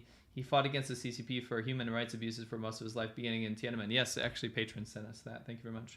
Dennis Reynolds, just started watching you guys. Introduced my husband to your videos. He's a biker. And now we're stoked to watch Nice. Conquering Northern and Southern China. And you are going to love it. It's fantastic. Anyone who hasn't seen that, who watches us, it's literally our magnum opus. You got to go check it out. You want to see us really exploring China. all of China. Well, all of Northern and Southern China. And you can see what we were doing that kind of thing for years, and then we finally decided to actually make a documentary. So you can see the kind of things that we saw. That's awesome. And we did rural stuff, not like freaking Shanghai walking around. Yes. Whatever. If you want to see the big fancy cities, I made a documentary about that awesome too. China, yeah. Case closed 93. Winston, do you see similarities between Afrikaner nationalism and Chinese nationalism? I've been reading a lot about South Africa lately. It's fascinating. In a way, there's a little bit of that. There's a little bit of that. I'll be honest. I like Afrikaners. There's nothing wrong with Afrikaners. They are very nationalist. Some of them, not all of them, of course. They built a monument to their language. Did you know that? Really? It's called the Tal Monument. Yeah, you brought that up. Very proud of their language. It's just a bastardized Dutch. You're about to. Don't be proud of it. it's a cool language, but it's just Dutch that's been cut down a bit and weirded up. Anyway, sorry to all my Afrikaans Well, you speak Afrikaans, right? broers and booties out there, sorry, skis. Let's move on, shall we? Norman Fair, here's some money so you can get some Amish cheese. Cool. We're actually nice. quite close to Amish country, so we might do that. Oh, yeah. Kavaliotis Ainios, that's Greek, I believe. Thank you very much. BB Sun John, when Vincent, why do people call you, can we address this? Yeah, I'm not Vincent. Why do does Winston sounds like Vincent? Yeah, maybe to some people. I don't know why, though. I'm not criticizing. It's just a bit weird. It's maybe they think it's Vincent Churchill. Yeah, I mean that's what you'd have to think. Yeah, it's Winston, Winston. But no problem. I No, don't it's take. fine. I don't take any offense. No, I just think it's interesting. When Vince, people call me Mike. They call you Mike. Yeah, that's the other common thing is C Mike and Mike. Oh yeah, maybe they're talking about the mic. No, Okay. not today. Okay, not today. When Winston is speaking close to the mic, there's no echo. Maybe it's because Vin's mic is not playing. Okay, Vince. It's like Vin Diesel directly himself. Wing083, Seem Local Winston, you guys have said that China is the worst, most dangerous place to learn how to ride a motorcycle. How is Taiwan in that regard? Also dangerous, Very but dangerous. about 25% as dangerous as China. Yes, the difference is like if you happen to be involved in an accident in Taiwan, people will help. They'll stop and help, you know. And because it's a very motorcycle orientated culture, it's not just the low class people driving motorcycles. Everyone drives motorcycles. Yes. Scooters anyway. Yeah. And so there isn't that class gap. So in China, when a motorcycle gets hit, people in cars are like, meh, just rebel. They're not apt to help. But in Taiwan, someone gets hit in a motorcycle, people will jump in to help. Yeah. It's a much better society. Much safer, still dangerous. Yeah. Much safer than China. Much safer. Yeah. Adam Reese says, Alex Jones, thumbs up or thumbs down? Oh my gosh. Yeah. Answer, give us. Have some tasty Swiss wine with a 4444. Don't appreciate the number, appreciate the donation. What is Swiss wine like? What is Swiss wine like? I like Swiss cheese. Yeah, but like... And we figured it out that it's got a little tang to it. It's not insipid. Who said insipid? You did. You said it's bland. And we looked up bland. Bland means insipid. I still stay to this day that it's not that flavorful. It's not bland, though. I got a bunch of wicked nice cheese, by the way. Oh, you did? We should do another cheese taste. Okay, yeah, I think so. We got to have like a battle about... You have to have a disagreement for it to happen. Sure. Boycott China says band name the finger each other's. What? Probably he means the shamata. Don't be mean to them. We like those guys. Yeah. We're not making fun of them. No. Wing083, it's BTS from Wish. That's funny. Yeah. Black Yellow 6 says the Irma Gerd. Yeah. Oh, that cringes me out, actually. Yeah. Can't deal with that. Shall we continue? Or Luna Corvus is a couple quick. more. Thank Ida stayed up till midnight. Thank you very much. Love from Lithuania. Yes. Lithuania is awesome. We love Lithuania. We forgot to put that in that the picture of the Lithuanian cop. Not to say that's indicative of all the police in Lithuania. Yeah, that was pretty awesome. That was pretty good. Yeah. Huntus Farmer says just some support for the cause. Thank you very much. And Andrew Bomer, do you have anything to say about Meng Wanzhou of Huawei being released from Canadian custody? We mentioned it a bit. Yes, and I've got a whole video about that coming. Tomorrow, right? Yeah, this weekend. This weekend. Okay, yeah. cool. All right, let's move on. All right, guys. We got something interesting for you here. Okay, it's a little bit of a mishmash, but we're gonna do it anyway. First of all, we've got Goldman Sachs. Is that like a trophy of like a scrotum? No. Like Anyway, a golden man's sack. I don't know, but you've also got Standard & Poor's and all these. If you were going to be a financial analyst, why would you name yourself Poor? Yeah, I don't know. That's their surname. But these are kind of financial analysts, and when they talk about forecasts for financial GDP numbers or anything like that, most people listen because that's their job. Right. Okay, and they're well known for it. Right. And they obsess over this stuff. That's what they do. They sit there with a little calculator and a pencil and one of those green hat. You know those? Can someone... You know those? They roll their sleeves up. Subreddit. Yeah. Anybody out there that can explain this to us? Yeah. Why? Because we tried to look this up on Google. Yeah. Why, when people are doing like tax season or something, they put on a green visor. That cap. Roll up their sleeves. And put like a little... And an armband. Yeah, an armband to keep the sleeve up. They put that cap on. But why? I don't know. I'd like to know too. Anyway, that's what they do. Now, because of the power cuts right now in China, the power shortage, and the fact that 44% of industry is basically cut right now. Right. Goldman Sachs is not our sponsor. That's kind of... No. they've actually predicted that the third quarter, Yeah. right now, GDP, or the third quarter growth, sorry, not GDP, third quarter growth is going to be 0 in China, which is pretty big. That's like devastating. Yeah. That's economic collapse and devastation. It's Correct. not actually. No, it's not. But the fact is, growth is going to be 0 for the third quarter. It's going to pick up again later, but the fact of the matter is, that's pretty damning. Because China always has these very high targets and is always blustering about how they're making these huge goals all the time. And a lot of it's just fluff. Right. So for a big company like this to actually come out and look at the numbers and predict that it's going to be 0 is big. You know? What? People are saying they use the green visor to reduce glare. From what? From what? Money? Do paper notes have glare? I don't understand, because you're looking down. It's not on your eyes. Maybe they've got like fluorescent lighting. Maybe they do it outside in the midday sun. Maybe. You know what I mean? Okay. Okay, anyway. Yeah. Okay, green visor was back in the day to help against luminous bulbs while still working. That's fine. Why still wear it then? I think it's like a tradition. It's ridiculous. Have you seen like sock garters or whatever? Like people have socks and then they've got like straps to hold their socks. Yeah, why? I don't understand that. You don't. They're elastic. Do Yeah. people know that, right? Yeah. I get back in the day that we're not elastic. And you get suspenders to hold your pants up. There's belts. Yes. Anyway, it's All weird. of these things are useless. It's weird. It's weird and useless. Anyway, we thought we'd bring that in. But now, speaking of finance, even though it's got nothing to do with finance, we had a little fun thing that we came across. Okay. Oh, yeah. Crack Shack or we, Mansion. We have to actually set this up. Now, okay, this is, by the way, this website, you got to understand, this is from like 11 years 2010. ago. 2010. Yeah, 11 so years it's ago. very old. It's outdated, but it's funny, and it's way worse now. I actually think it's good that it's that old because it shows you how insane prices were even then. Imagine now. Recently, there's been some studies that have come out to show that a very, very large percentage of foreign buyers of land in Canada, this is Canada, by the way, who buy multi-million dollar houses. So they, like, let's say they bought a $2.8 million, $3 million house. They claim that they are earning nothing. Okay, they claim that they are refugee status and that they're earning. This is very common. Yes. There's a whole thing. I can't wait for us. We're going to show all the actual, because it's fascinating to look at. These are corrupt Chinese officials Yes. that are getting money out of the country. That's So- what CCP members do. They're not nationalists. They get their money out of the country. So what they do is they buy a home, Yep. okay, and they send their kids and everything to study over there. But they buy a home for $2.8 million and then claim poverty and then take social benefits from the Canadian government. It's ridiculous. It's stupid. But it's been going on for a very long time. This, of course, has driven up the property prices in places like Vancouver, all over the world. So much so that what we're about to show you, which happened 11 years ago, Yeah, it was already this bad. was already this bad. So we have to guess whether it's either a crack shack or a mansion. Mansion implying that it's an investment property. Crack shack, it's an actual crack Like house an that actual was crack busted house. by the cops. Okay. So what would you say this is? Crack shack or a Well, mansion? How about we come to a consensus on each one? Okay. So Because the fact of the matter is, like, a mansion is like over $1 million or whatever, right? Oh, is that what it is? Yeah, yeah. Okay, so crack shack or mansion. But I thought this was like houses were actually busted for drugs. No. Yes, look, Yeah. a crack shack is like just a certified crack shack. Yeah. In other words, like a Crack house. What you think about if you go to downtown Detroit or something in Right, those right, areas right. that have been Okay, abandoned, cool. right?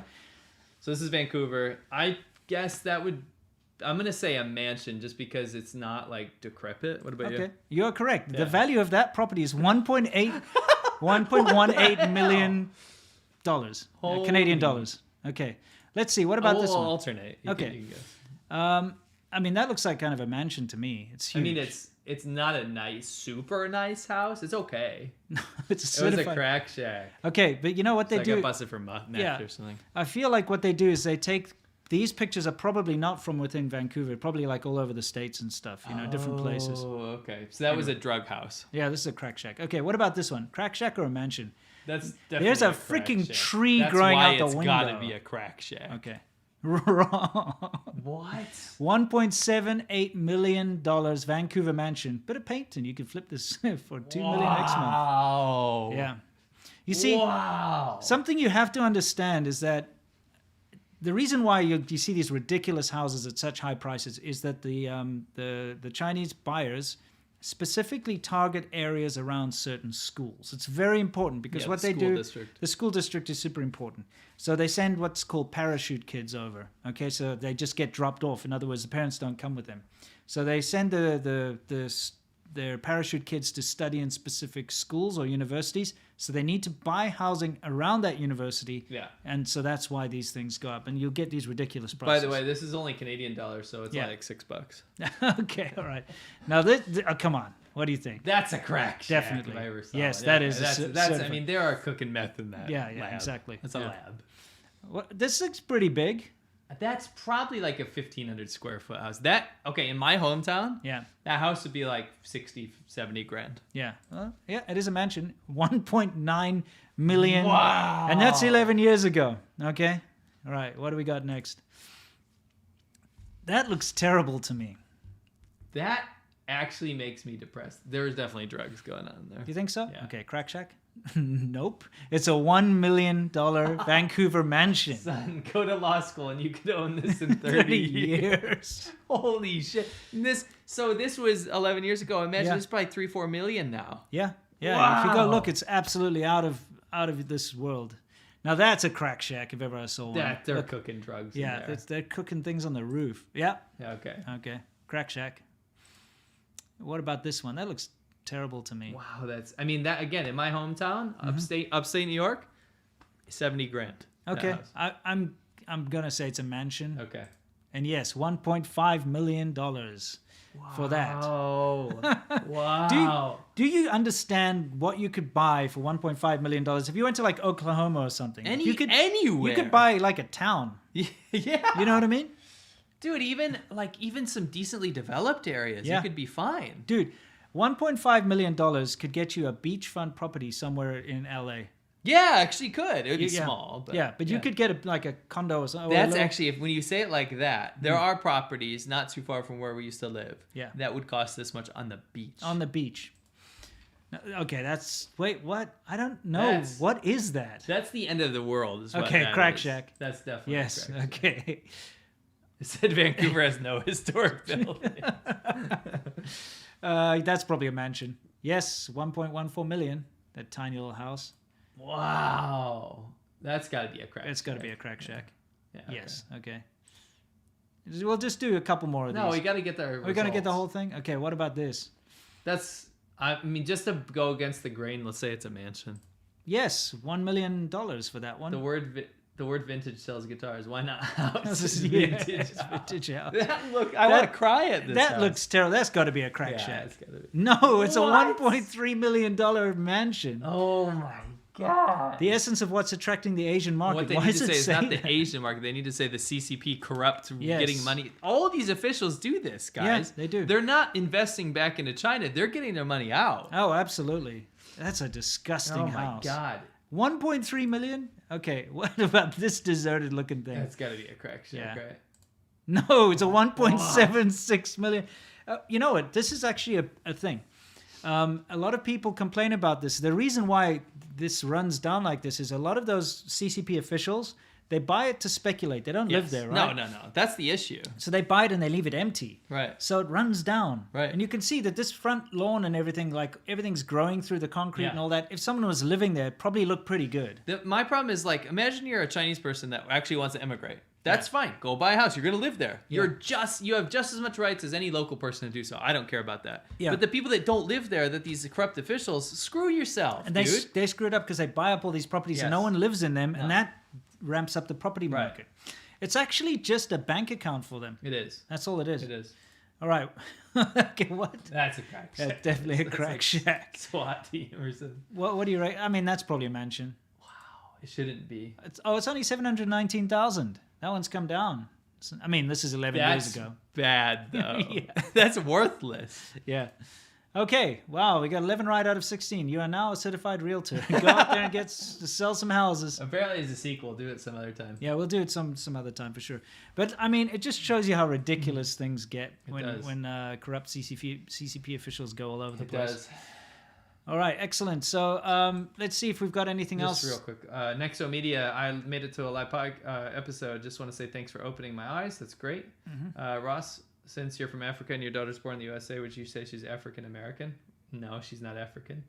Who's that? Your me? daughter wouldn't be African No, American. no, I mean, I'd say she's just American. She doesn't have South African citizenship, so she's not African. She's got some genes, but that's like a little bit, right? Oh, you're talking about. I was talking about just black. but I just call You're her an American. African, Yeah, I'm definitely an African. You are. Tacit turn. The Shamate music they are using is stolen from Filipino Budots music. Plus, the sweater vest deserves a crew name, the Cosbys. Oh, that's not bad. Chinese Ox is back. Please no. stop haunting us. I lost my money through Evergrande, so I'm going back to my passion for extortion. Yeah. Where do you guys live? Would love to pay you a visit. That's okay. You're so scary. I Don't- know you're joking, but you're very scary. And you have a Twitter account now. Yeah, exactly. Bruce Chua, have you heard about how China stole the ARM Semiconductors intellectual property? Yes, we have. You and any talk about Expo in Dubai and Shin's speech, maybe. Colleen and Julia, keep up the good work. Thank you very much. Ross Wolf, I agree with you. Overuse of diminutive suffixes is really annoying in any language. Thank you. Finally, someone's on my side. Yeah. Bilbo Baggins, love your stuff. What are your thoughts on the global supply shortage? Can we reshore heavy industry that's been moved to China over the years? I think over time. I think it's imperative to start diversifying. For sure. Because over-reliance on China is not a good idea for various reasons. And obviously, from a strategic military reason as well, it's a very bad idea because they produce all of the antibiotics, all of the generic medicines that people rely on. They're all still made in China. We should not rely on a country that can, on a whim, just cut the supply chain, change their mind, decide that they're not going to export, the very necessary things that we need. Yes. Chen Qiushi made his first debut via Xu Xiaodong yesterday after being arrested and disappeared by CCP for 1.5 years. Seems older, and I almost cried. Yeah, I saw that. Yeah, so it's good that he's back. Ethan Bradbury, the concept of face has to be eradicated. Yes. Ozzy Baby says, hi guys, thoughts on CCP banning cryptocurrencies? Watch the last episode we did. Yes. What do your wives feel about your anti-CCP content? My wife absolutely supports what I do. Chinese Ox, last week we were both talking about dreams. I had a dream yesterday, not gay. Oh, okay. I forgot that old bit. That you took my footage down, unfortunately just a dream. For all of you that don't know, Chinese Ox is a very, very scary mafia member in real life that Winston filmed in a restaurant at his own peril. Yeah, almost got murdered. That guy would have actually ripped your throat out. Yeah, if he saw that, I'd actually in sand. Yeah, exactly. Yeah. And poured boiling oil on. Yeah, you just have died. Anyway, Chinese Ox has now been super chatting us, trying to get us to take down his footage. Yeah. Sorry, Chinese Ox. We're evading. Our hands are tied. They are. New News Network, crew number 1 on the edge. Crew number 2 slightly over the edge. Good, we got some things. Schissel says, where are your viewers from? What's the distribution? 40% from America. And I would say the 30% from other English-speaking countries, and then the rest is drips and drabs from elsewhere. Okay, we'll continue. Are we going to cover this topic this time, or are we going to skip it? Might want to save it. Yeah, we'll save it. It's not imperative, and it's too good. Yeah, it's too long. It's too long. The discussion will go on for an hour. Okay, good. So let's. We're going to skip on a very cool topic that we were going to. Worldview is first, or Wumao Corner? Worldview. Okay, worldview is first. Okay, so Wumao Corner is first. Okay, then Wumao, you got to skip forward then. Okay, so let me get right to here. Okay, so guys, we're gonna hit you with Wumao Corner. This is where we talk about the haters. Usually the state-sponsored hate that goes after us, and this time it's not though. So this time, well, I mean, Wumao Corner can cover anything that we find repulsive. Yeah, exactly, pretty much. So what have we got here? This is scary. Okay. I hate being... Can I say one more thing? Sure. I got a lot of people that reached out, and I was really happy to read this, that, heartfelt thank yous, actually, from people that said to me and you. Mm-hmm. And what they said was, I appreciated what you guys said about the Evergrande thing. Because what we said was, we don't jump on a headline before we understand it. We want to suss it out. We want to talk to people. We want to fact check. We want to make sure that we don't put out a video 2 hours after the headline hits. Because... Sure. That doesn't mean we did any research. What that means is we just want views and we want to jump on a topic. We just want to give our opinion on it or whatever. We don't have an opinion on something unless we are 100% sure about that opinion, and we've spoken to people that we trust. So I appreciate you guys for saying thank you, and they appreciated that. That was really touching. Thank you. So one thing I want to say was, if we cover something, it's usually less interesting and more boring in a lot of ways than what other people's opinions would be that always say, this is the end. Holy shit. America's done. Sure. China's collapsing, whatever, right? But this actually gave me a couple chills. Yeah, this Okay. is not good. Why don't you tell us why this would give me chills? Well, this is, again, children's textbook. And again, it's very telling because they always target the children to give the message that they want to put out there, that they want the society to, soak in, absorb. And this particular one, basically, let's see, what does this one say? This one says, 欢迎台湾小朋友, welcome Taiwanese children. You want to read the rest? Yeah, I actually have the text down here because it's too small on the monitor over there. It says, 欢迎台湾小朋友一直船扬百帆. Should we do each line? Yeah, it's a boat You with can translate. billowing white sails, Yes. floats to Taiwan. 飘啊飘啊到台湾. So Bring the sail to children Taiwan, from yeah. Taiwan to come have fun at my school. So I need to say that line. Yeah. 接来台湾小朋友到我学校玩一玩. So Yeah. next line is 伸出双手紧紧握. 热情的话二手不完. Stretch out your hands and grasp them tightly, and we won't ever run out of enthusiasm. Here's the thing.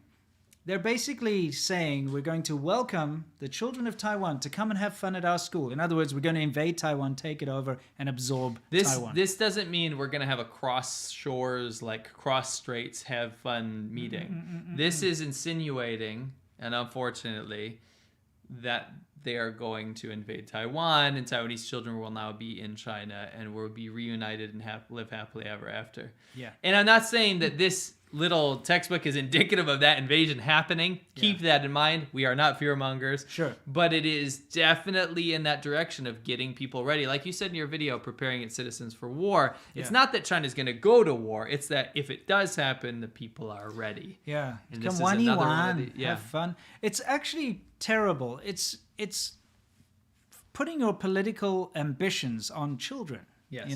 Yeah. It's kind of like if America in the textbooks will say something like, we're going to assimilate Mexico or something like that. It's like all the little Mexican children are going to come and be part of your school. Actually, that kind of happens anyway, to be honest. But you know what I mean? Immigration. Yeah, through immigration. But I'm saying This is through war. But this is through war. Like we're going to take this. It's going to, it's really terrible. Again, This that they're looks doing innocent, but what this is it's grooming people for an apparent invasion. Because what a parent will read this, a child won't know. A parent will read this and say, oh yeah, for when we take over Taiwan. Sure. Oh yeah, this is for when we take over Taiwan and all those Taiwanese kids come live in the mainland. Look, I mean, this works very well because over the years that I lived in and worked in China, I would meet people who would have absolutely no idea that certain things didn't come from China or certain music didn't come from China or certain things were not a Chinese invention because that's all they've been taught their whole lives, Yeah. And this is how it is. So all Chinese citizens from a young age are taught that Taiwan just is a part of China, inseparable and all that kind of thing. And it's just a fact. Whereas, of course, there's a freaking civil war still going on. You know what I mean? That's the thing people don't realize. Taiwan is its own country, has been since they split away from the mainland. Yeah. Okay, they have their own separate government, their own separate currency, their own separate laws, their own separate trade deals, everything. It's a different country. But as far as anyone growing up in China is concerned, it's just a province of China. Always has been, always will be. And if they make a little bit of noise, we'll just take them by force and slaughter them all. It's kind of a crappy situation. Unfortunately, that is something I came across today, and when I was reading that, I was like, "Gosh darn it! Not in the textbook. No." Yeah, it's unfortunate, but when I was learning Chinese in the Shenzhen University, it was hilarious because when they named countries, they had they had like Russia and USA and stuff, and then it said Taiwan, and in brackets, a province of China, like in capitals with an exclamation mark, yelling at you. Yeah, a province of China. I was like, you really have to do that? Do you have to? I'm not a fool. Do you have to? Yeah, exactly.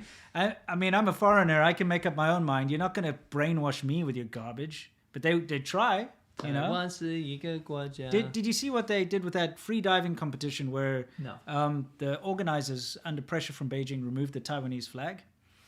And then a whole bunch of other countries, including Japan and a bunch of other countries, said, well, if you're going to remove Taiwan's flag, remove our flag too.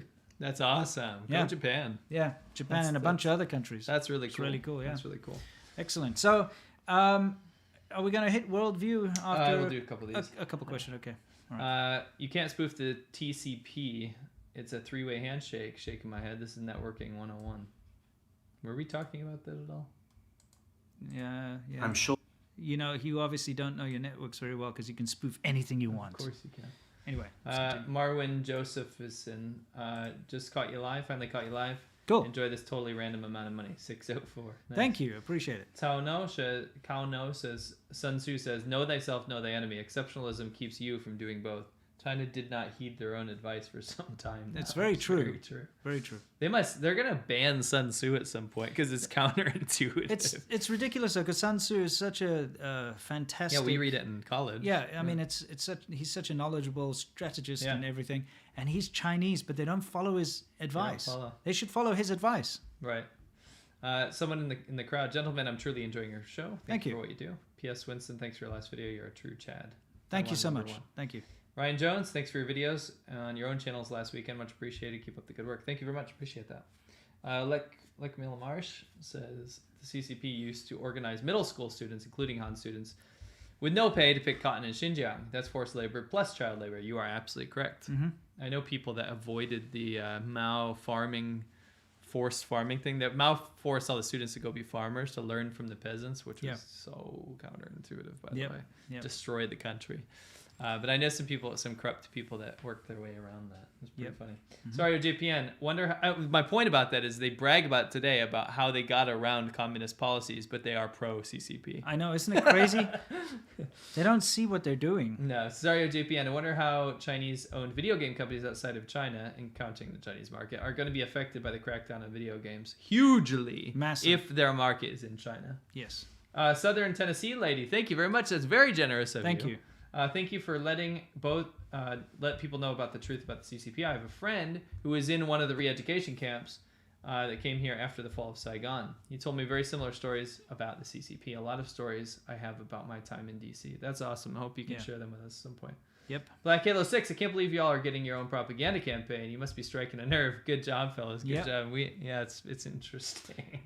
I mean, we don't. It's weird because we don't want to think that we are causing some of these things, but it's too. Dude, obvious. there are channels that are set up specifically to try and Quite debunk literally. us. From the propaganda arm of the Chinese government that are set up only to debunk us. Yeah, it's kind of crazy. It's funny. You can't debunk facts, my friends. No, and they've co-opted foreigners into it too. It's kind of hilarious. It's hilarious. It is funny. It's a big campaign. Ruber M. Dot. Wow, that's very generous. That is incredible. Thank you very much. Been watching for over a year. Here's my annual subscription. Question: did Obama's race influence on how Chinese on the street discuss America when he was president? Yes. You would hear chocolate skin Obama, black man Obama, lots of racist Obama's jokes. fried chicken's my favorite. Remember that? The Obama's fried chicken? They set up a restaurant called Obama's Fried Chicken. It was kind of weird. You know, I went to one of these touristy areas in Shanghai, I believe it was. Was it Shanghai?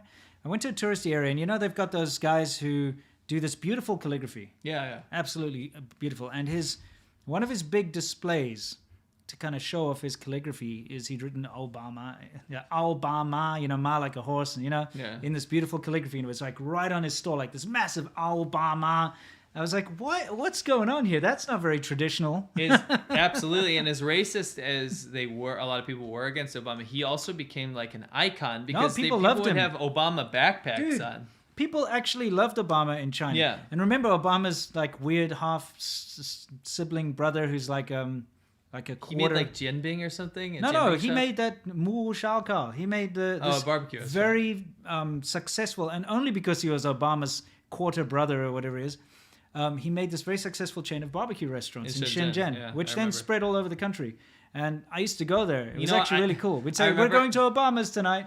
I remember I was talking to a family member of mine in China at the time. Yeah. And they're like, did you hear? They're always telling me bullshit propaganda all the time. Like, it's just such garbage.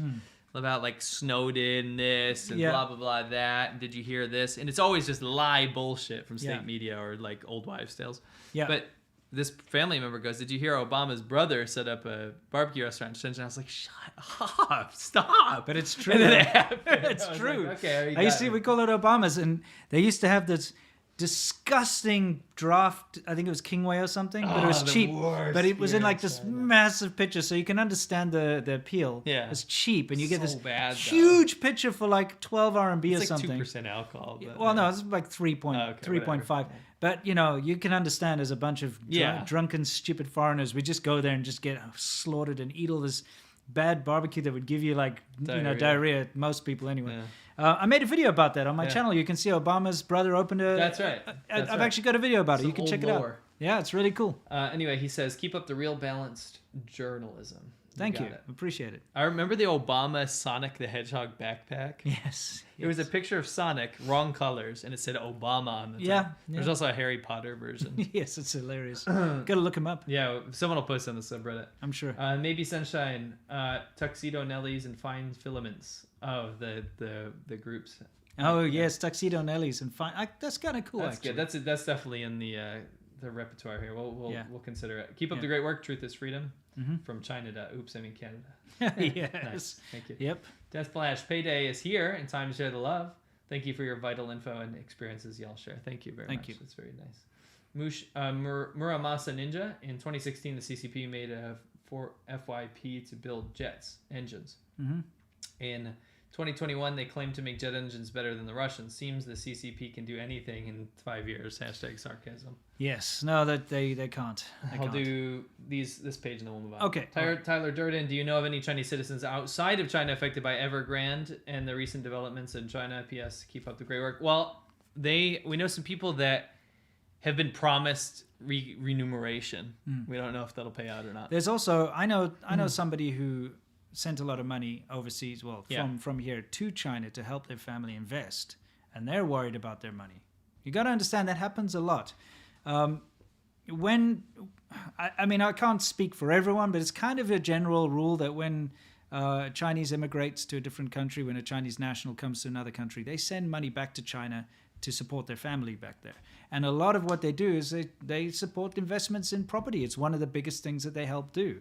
So there are going to be a lot of Chinese diaspora that are hurting because of the Evergrande situation. It's not just going to be locals. Yes. Yeah. Mark Hamilton for their new studio. Thank you very much. Thank you. Iski says good morning from Japan. I'll watch the rest later. Thank you. Johnny Azul says, C-Milk, do you expect the CCP to change up their propaganda yet again based on your latest video? Probably. Yes. David Brooks says, what would you say to a YouTuber who isn't funded by the CCP that says the whole Xinjiang Uyghur thing is BS and they have been there? Very simple. I have the coordinates. I would ask them if they went to the concentration camps because they're there. It's proven time and time again. And I can guarantee you that they didn't go inside those concentration camps. They didn't talk to anybody, and they probably saw exactly what they were allowed to see because it's full lockdown. Correct. You know, if you go to Guantanamo in Cuba, you can have a great time. In the town. Yeah, it's go to beaches over there. It's a big vibey area. You can go have a nice drink and mojitos and smoke cigars and whatever. If you don't go anywhere near the Guantanamo Bay base, how do you know anything? Yeah. Like, how would you know? You wouldn't know anything. No. So that's one thing you have to understand is in China, they're very good at this. They've got very specific areas. It's very difficult to get around in China. Yes. That's what makes us different. When you arrive on the high-speed rail or you fly into the airport, you have certain ways to get around. You've got a train that goes here, you've got buses that go here, and you have taxis that go here. There's no other way. So they will take on the train. The train goes through the built-up nice areas to another built-up nice area, touristy place. That's all you see. The highways go from a built-up nice area to another built-up nice area. Yes. The buses have specific routes that they take. Right. If you're like a stranger who just arrives there and you want to get around, you can't walk anywhere because it's all so spread out, okay? Right. The only way for you to really see anything is to be able to have your own transportation, your own car or your own motorbike. And that's what we did, is we drove by motorbike on all the small little roads, went away from this curated high-speed rail, this curated highway. Real China. Yeah. That's when you get to see what's really going on. You can go to Xinjiang, and like I made a video called the Genocide Theme Park, where you can see every single YouTuber that went to Xinjiang went to the exact same places. These 4 specific spots, and they all filmed the same square, the They're in each same other's mosque. footage. Yes. The same night market, the same dancing old man, the same everything over and over and over again, because that's all they get to see. And if you're implying that you know someone that went to Xinjiang and was not paid by the CCP, that's all they saw too. Yes, I'm sorry. absolutely. Tell them to show Prove the it, footage. prove it. Yeah. Anyway. Okay. Let's move on to worldview, guys. We've got a quick worldview before we hit our Q&A. Now, this kind of goes back to the whole Canadian thing here. Yeah. Okay. Now, everybody knows that 2 Canadians were released in a hostage transfer, basically. We know one. Yes, one of them is an acquaintance of ours who we've met, and Worked with. you know, he's a fantastic guy. I made a video about him too on my channel. We spent quite a lot of time together, drinking together, having He fun helped us together, with going conquering out. Northern China. He was a fixer on conquering Northern China when we were on the North Korean border. He helped us to translate when we went to He restaurants. speaks fluent and- Korean. He's yeah. he was a great guy. Fantastic guy. Anyway, nice guy. Fact of the matter is, we've seen a lot of them in the press, but there are other Canadians that have been kidnapped by China. And the reason we haven't seen them a lot is it's not related to the Meng Wanzhou hostage Well, thing. I'd like to read something. Sure, go for it. Well, you continue. I want to find it first. Okay. We're actually going to play a clip from our friend who is a Uyghur activist. We're going to play this very quickly, so please bear with us. Okay, I'm going to get us out of here when he pops up. Let's see. I'm sure just like everyone else, when they woke up this morning, we all heard the great news that the 2 Michaels were released, have been saved and free to meet and be with their families after 1,000 days of agony. But we have forgotten, or the world has forgotten, one more Canadian who is still stuck behind Chinese bars and has been stuck there for the past 15 years, since 2006, and that is a Canadian by the name of Hussein Jalil. Now, I'm not going to get too much into the bio of Hussein Jalil, but I will leave a link in the description. But in short, this man was kidnapped in Uzbekistan. The Uzbekistan government colluded with the Chinese government, and he was extradited to China, where he has been given a life sentence for supposed so-called terrorism charges. And he's been stuck behind bars for 15 years. So whilst I'm so happy, and you know, we should all be happy for the 2 Michaels and their freedom, let's not forget about Hussein Jalil. Now, I'm not sure how far my message is going to go, but I would like everyone to help raise awareness by hashtagging "What about Hussein Jalil" and tagging Justin Trudeau. Just, you know, perhaps, you know, we could make some sort of difference, and just to raise awareness about this man. His wife and his kids are pleading and desperate and waiting for him to come home as well, just like the 2 Michaels. So brothers and sisters, get this message out there. Let's not forget about Hussein Jalil, and let's ask the question, what about Hussein Jalil? Thank you. All right. So, I mean, look, this is unrelated to the case, so we haven't heard about this much in the media. But there are lots of Canadians, Americans, people from all different countries who have been detained and disappeared in China for various reasons. And it's always good to remember that there are people that are still stuck there, like this poor unfortunate bloke. Yeah, and again, it's not to take away from anything. We're very happy that the Michaels have returned home. And to answer your questions, we'd love to get an interview at some point. We'd like for them to be at their own volition, obviously, and we'd let them settle down and relax, for God's sakes. Yeah. Maybe they want to avoid it. It's up to them. Yeah, We're not going to force anyone to and harass anyone. You know to who do I anything. wish was detained in Chinese prison right now? I'm sorry, but That's you good, know what I that's mean? good, yeah. He deserves it. Yeah. You know what I mean? Yeah, I For agree. the crap that he's pulled on the world. You know, back to the whole thing. I don't want to take away from Arslan's message here, but this is pretty appalling. And China's hostage diplomacy and the way that they conduct themselves is really just not acceptable. And we should start the world should really start calling them out for this arbitrary detention of people just because they There's say so. lots more foreigners that they can detain for no reason. Correct. Just for political retaliation. Just remember that if you're of somebody, you don't even need to be a very high up, notable person. If you're of a certain nationality and China suddenly has an issue with your country, you could be a target too for arbitrary detention, to be used as a pawn in one of these stupid games that they play all the time. That is correct. Anyway, we're going to hit our Q&A. Yes. Okay, guys, we're going to hit the Q&A where we answer your questions and you question our answers. So let's hit it. Tessa Turn says the ADV Media website lists an email. We'll talk about that later. David Brooks. Oh, they're happy to badmouth Western media and politics, but not the CCP. What would you say to them? Oh, that sounds exactly like every other shill. That's their play. If they suck the G-bar of the CCP and say how great China is and how bad the West is, they're guaranteed an audience. They're guaranteed these deals through the state media. And that's what they do. But they're not guaranteed safety. Once the CCP has used you up, yes, they'll kick you out. And I mean, here's the thing. Ask them, can you criticize the Chinese government, the CCP? Because surely there are parts of it that you don't like. Because in the West, we're free to criticize our governments. Okay, we can protest against our governments. I can make a post online right now how much I hate the US government, how much I hate the South African government, which I do. South African government, go sit and swivel. Kick your ass, you piece of shit. I hate you. Useless government, the most useless government in the world. Chased out all people who can leave South Africa, have left South Africa because you turn that country into a shithole. I hate you, South African government. See, I can do that. Right. If you do that to the CCP, you get a knock on your door. You get your entire online identity erased. You get put in a detention camp. So ask that person. He can badmouth the West all he wants. Ask him to publicly badmouth China on something that they do wrong. Because guess what? They're not perfect. There's tons of things that even someone who supports the Chinese government must hate about them. But they can't say a thing. Yeah. Melbourne Recycled Floors, love your work. Thank you very much. Very generous. That's Rudy very R, generous. Thank you very much. Better with rum. Happy Friday.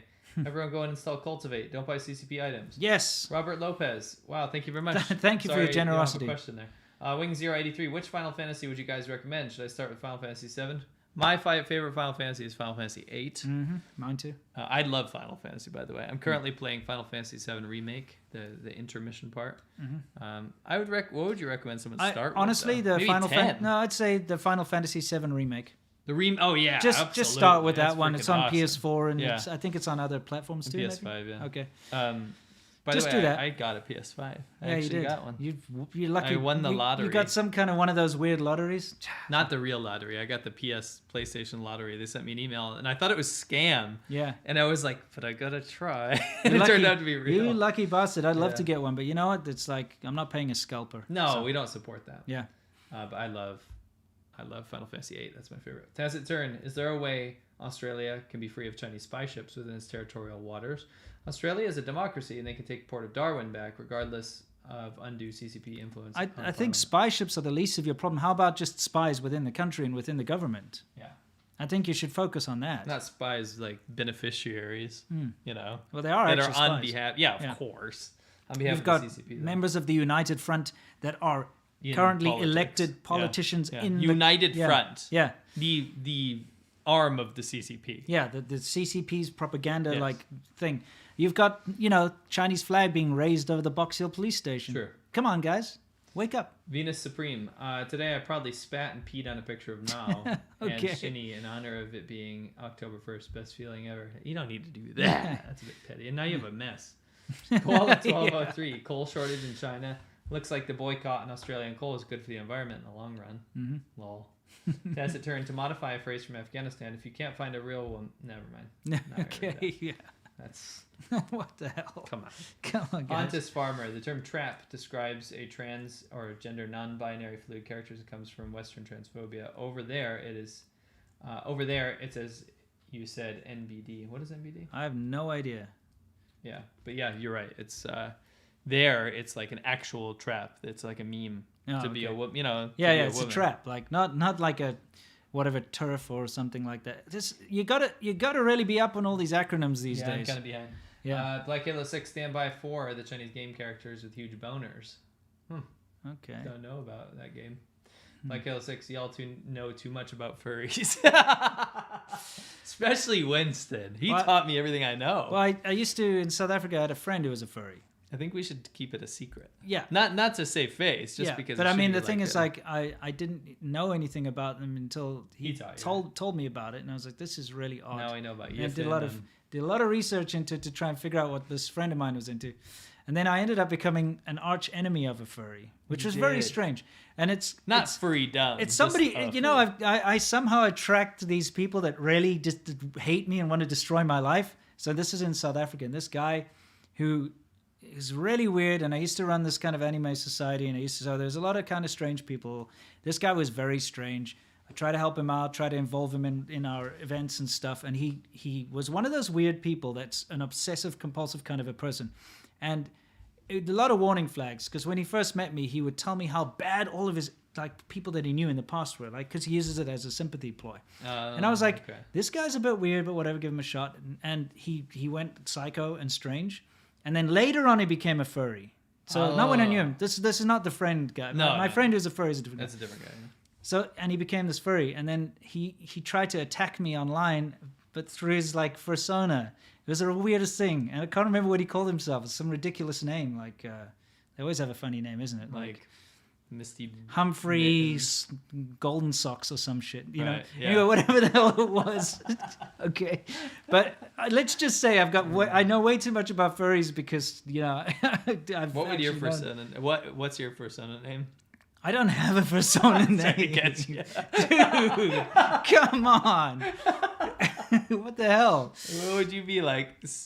Like you'd be are furries snakes? I don't probably think so. not. No. Right? That's weird anyway. Yeah. It's always supposed to be like furry, mammal, right? Yeah, that's true. It's always like foxes and horses and stuff like that, you know? It's kind of bizarre. Well, I mean, Winston, you could be like whinnying like a horse. Oh no! Stop! Let's just not go down this Winnie path. McSnake boot. This is so terrible. Anyway, Daimo Z, since China bans media with likable villains, will they try to ban Transformers? That's too knee deep in Chinese society. Yeah. It'll end as badly as them trying to ban Ultraman. Yeah, because Ultraman was massive in China. Yeah. Glacia says, Winston Furry, confirm what's your persona. Well, there we go. Totally not a furry. Impala. Okay. An impala. No. I mean, to be honest, you should just own it because you might get a lot of support from the furry community. Ross Wolf, video I'm all game about heroes. people's expression and stuff like that, but I'm not a furry. Well, that's what they want you to think. Ross Wolf. Well, at least I'm not a brony like you. Why am I a brony now? I don't What know. if I exhibited that behavior? No idea. Enough. Ross Wolf. You want me to show them your collection, your My Little Pony collection? Don't you dare. Okay. Video game heroes must resemble such icons of masculinity such as Sun Wukong, Leng Feng, and Ryan Seacrest. Probably Lei Feng, yeah. Oh, Lei Feng, yeah, I was going to say. Ross Wolf, all female video game characters must express attraction to high-ranking CCP officials. Also, they must be beautiful with huge bazongas. Yeah, probably.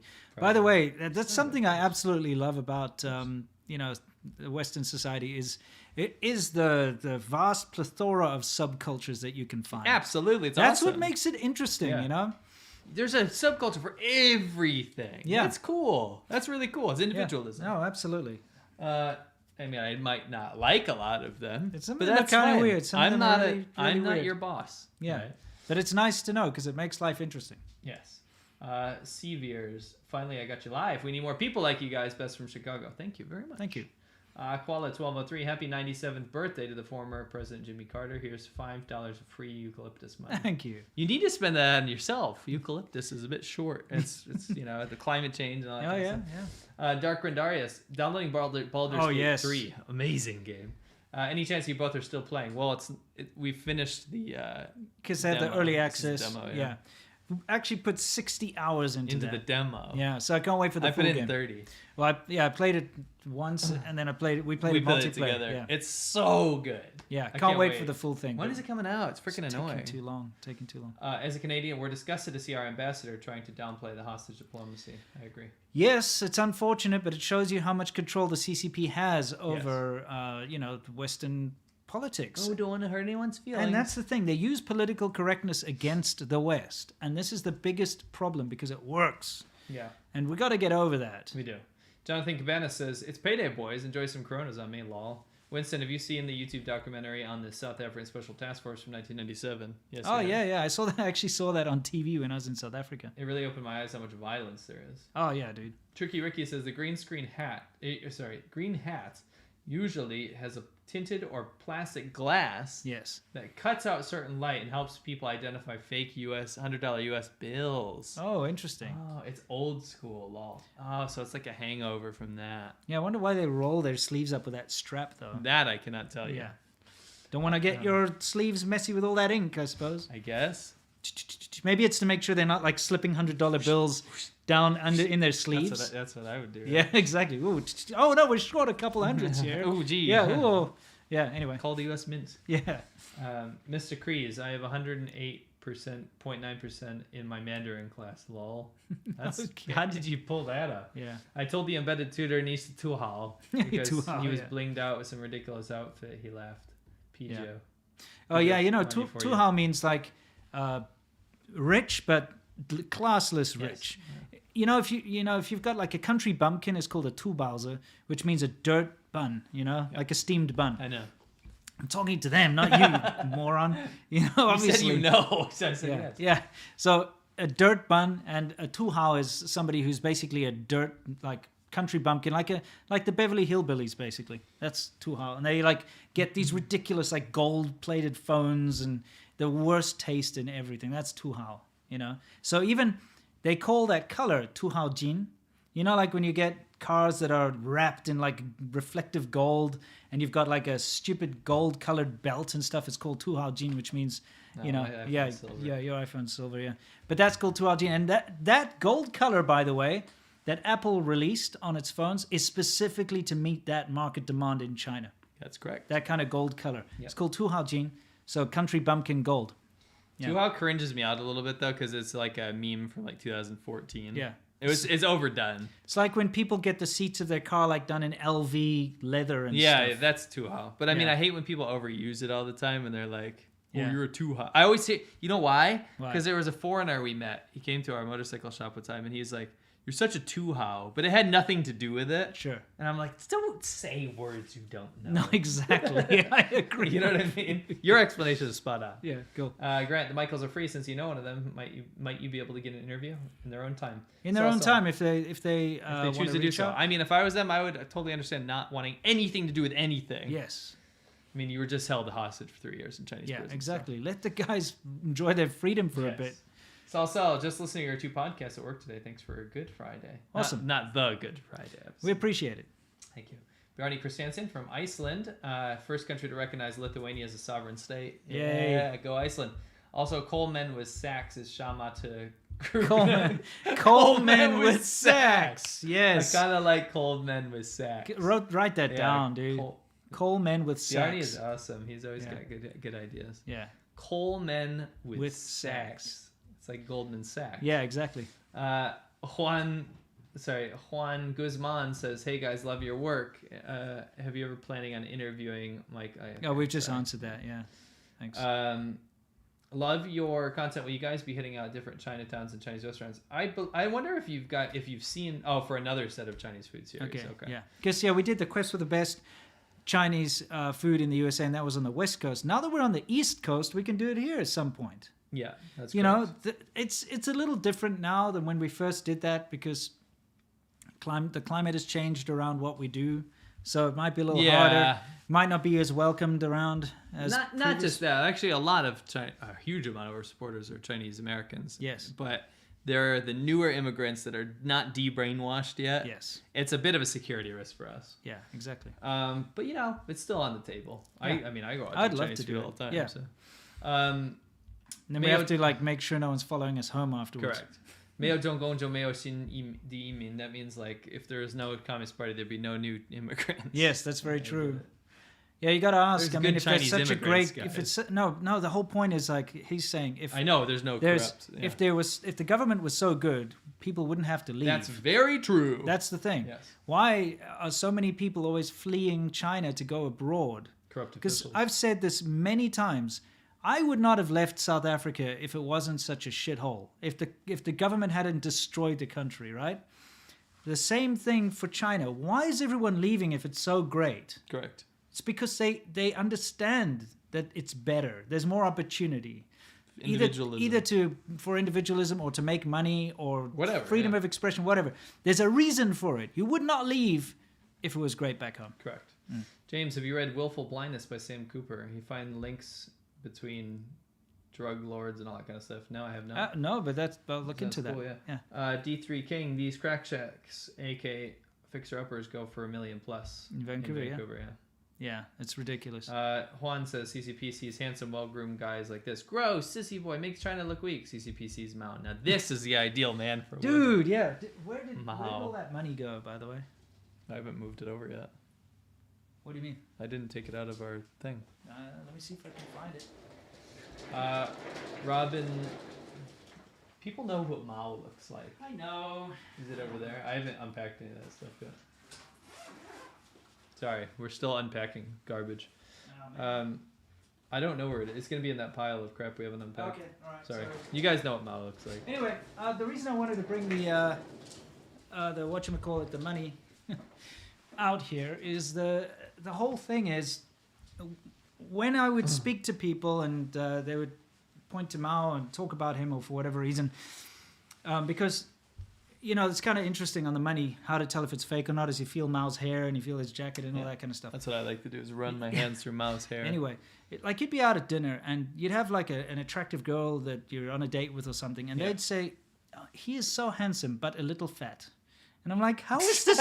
Don't say that. You're giving me creeps. Yeah, I remember that. Yeah, how is this man handsome? That's people can get elevated to handsome status through word of mouth. I saw this. Remember, we talked about this too many times, but there would be like a foreigner where one girl said he was handsome, and then it would catch on, and it's like, that guy?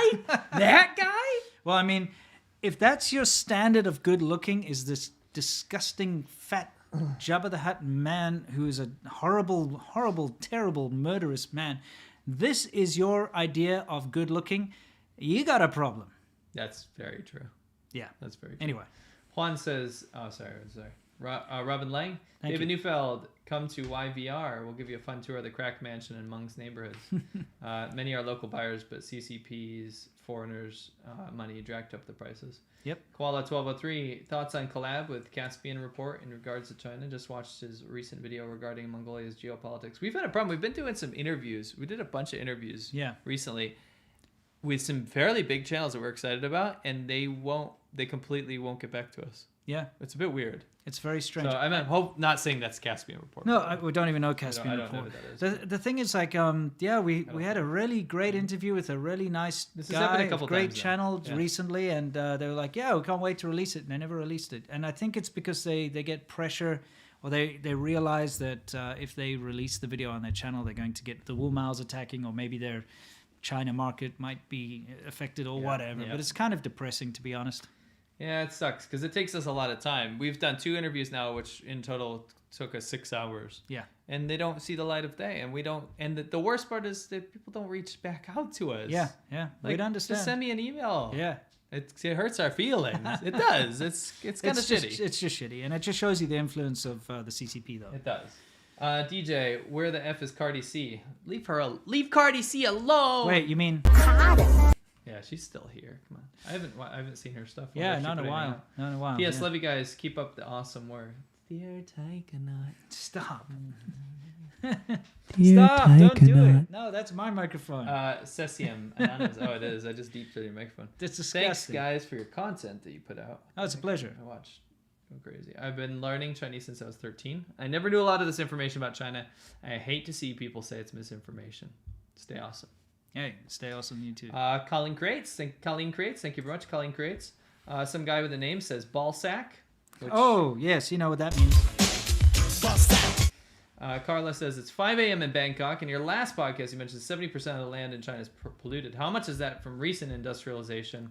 Was any of it historical damage due to poor farming methods in old days? Yes, most of it is industrial, though. It's mostly industrial.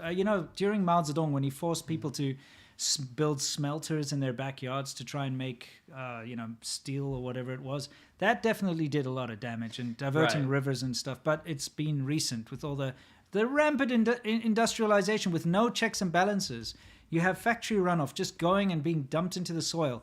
Also, don't forget that China's been accepting the world's trash for God knows how long now. Right. As a And they made huge amounts of money doing that. Right. But you know what? They've got to the point where instead of bringing the trash into China, they just take it in the middle of the ocean and dump it in the ocean, then go back and fetch another load. So clean. Yeah, so awesome. But Anyway. some people are saying, oh, the people that snubbed them on the interview are Caspian Report. That was No. unrelated. I don't know who Caspian Report No, is. it's It unrelated. sounds familiar, but we Yeah. didn't do an interview with them. Don't worry. Yeah. Anthony, are you guys familiar with NTD News and Epoch Times? I read that they're both corporations started by CCP dissidents. Excellent journalism. Wondering if there's any interesting backstory. I don't follow them very Well, much. I mean, they definitely have a bias and an agenda. Not to say that their Doesn't reporting matter. is Whatever. wrong. Yeah. It's always good to get your news from various different sources, and it's good to know what the sources are all about. So Yeah. if you watch any Chinese state media, you know that it's controlled by the Chinese Communist Party. Correct. When you watch NTD and Epoch Times and stuff, they're backed by the Falun Gong, which is a spiritual movement / cult / with religion with a lot / of political bias. yeah, which definitely have a bias against the CCP. So you got to understand what you're looking at. But you find truths everywhere. So nothing wrong with watching NTD or No. Epoch Times. They do very good reporting, but Yeah, they some have of this stuff is good. they have a very good reason to say CCP bad. And there's okay? there's no problem with that. It's just Yeah, just so you know. there is a difference between what we do. Yeah. Not that anyone is more legitimate than the other thing. It's just that we base everything on 10 plus years living in China and then people we continue to talk to, and we try not to sensationalize Yeah, anything. and if you watch the CCP media like CGTN or whatever, you know that all they're going to say is China good, rest of world bad. So, you know, you just have to read in between the lines and you'll find the truth somewhere in the middle. Yes. We don't like sensationalism, though. No. Not accusing anyone of that, but we like to steer clear of that. Yeah, try to stick down the middle if we can. Yes. 3 Kreen. Recruiters from NetEase and Tencent keep trying to headhunt for me a game dev position in Shanghai. I should put Remember Tiananmen Square on my LinkedIn profile so Microsoft will filter Yeah, them did you out. see that they've Yeah. actually, we did speak about it, but if you've got any sensitive words in your LinkedIn bio or profile, you actually blocked in China. Even though your LinkedIn account's still viewable in the rest of the world, in China it's not there. It's 3 Kreen. blocked. Try to reach out. I'm curious what they write to you. Adam Kell, finally watching you guys live. Thanks for all Excellent. you do. What are your plans and future goals for the podcast? Also, can I get a cotton? Of Well, course you can get a cotton. first of all, I'm gonna. The future plans is to fix all these stupid little glitches. Yeah, now that we have sorry. this new studio, I'm gonna go through it. I'm gonna fix it up Okay, a little bit cool. because I'm responsible for we the still have technical to side. unpack everything. Yeah, and here's a. Oh, yeah, there we go. Just for Cool. you.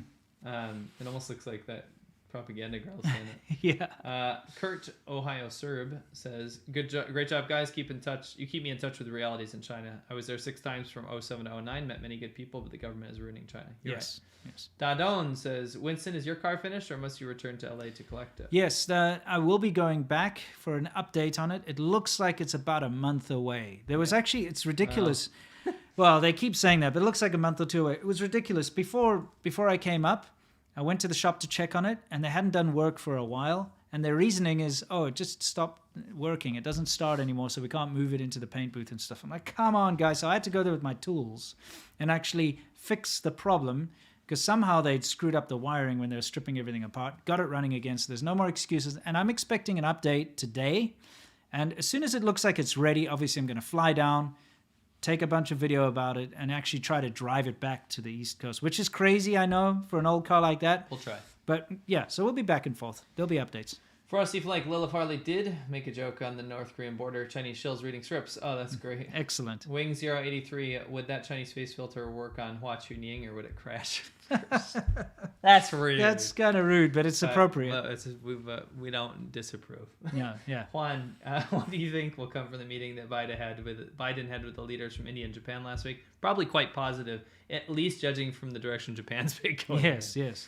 Jennifer, the entire political hostage situation is why I cut ties with studying at China in university and changed university. Chinese, yeah. I was not putting myself in that situation. Good. Good, Move. very good. Pierre Jean Jouve, thank you very much.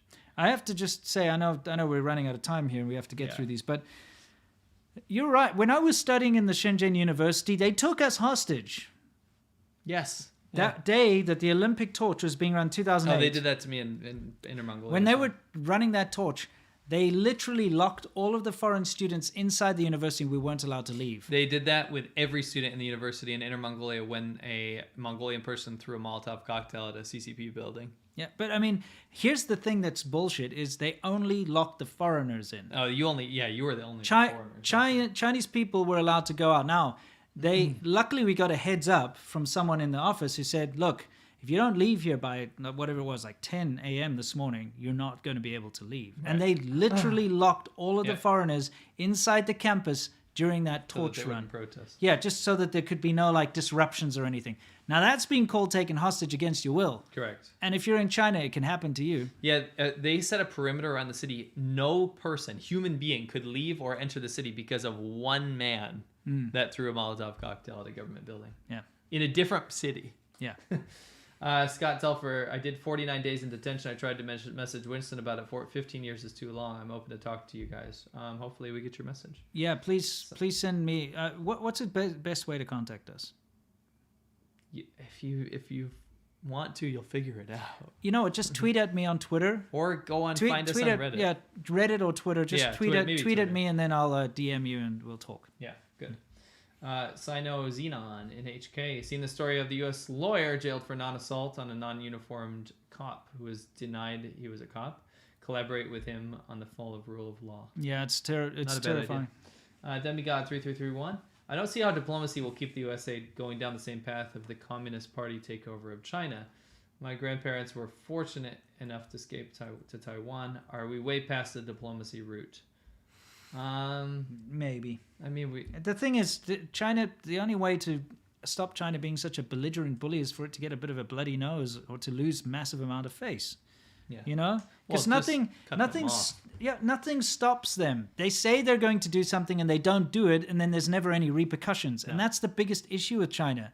Oh, we're not going to militarize these islands that we're building in the South China Sea. Okay, fine, then go ahead. Guess what? They militarize them. Where's the repercussions? Zero. They just do whatever the hell they want, and the rest of the world's like, oh, it's just China, let them do it. Jordan Penn says, love your channel. It's been watching for a long time. Miss the old days of motorcycles and back roads. We do too. Yeah. What is the worst bathroom you found traveling? Winston has an entire video about bathrooms. Yeah. Documenting bathrooms. Yeah. Just look at, I think it's called The China They Don't Want You to See, that video of mine. It's also in, you made Chinese toilets are wild. Oh, yes. No, actually it's called, it's called Chinese Toilets Are Wild. Yeah, go look at that one. Black LS6, Winston, I'm not a furry. I don't know. Sounds kind of like something a furry would say. Stop. Answer the furry memes for sure.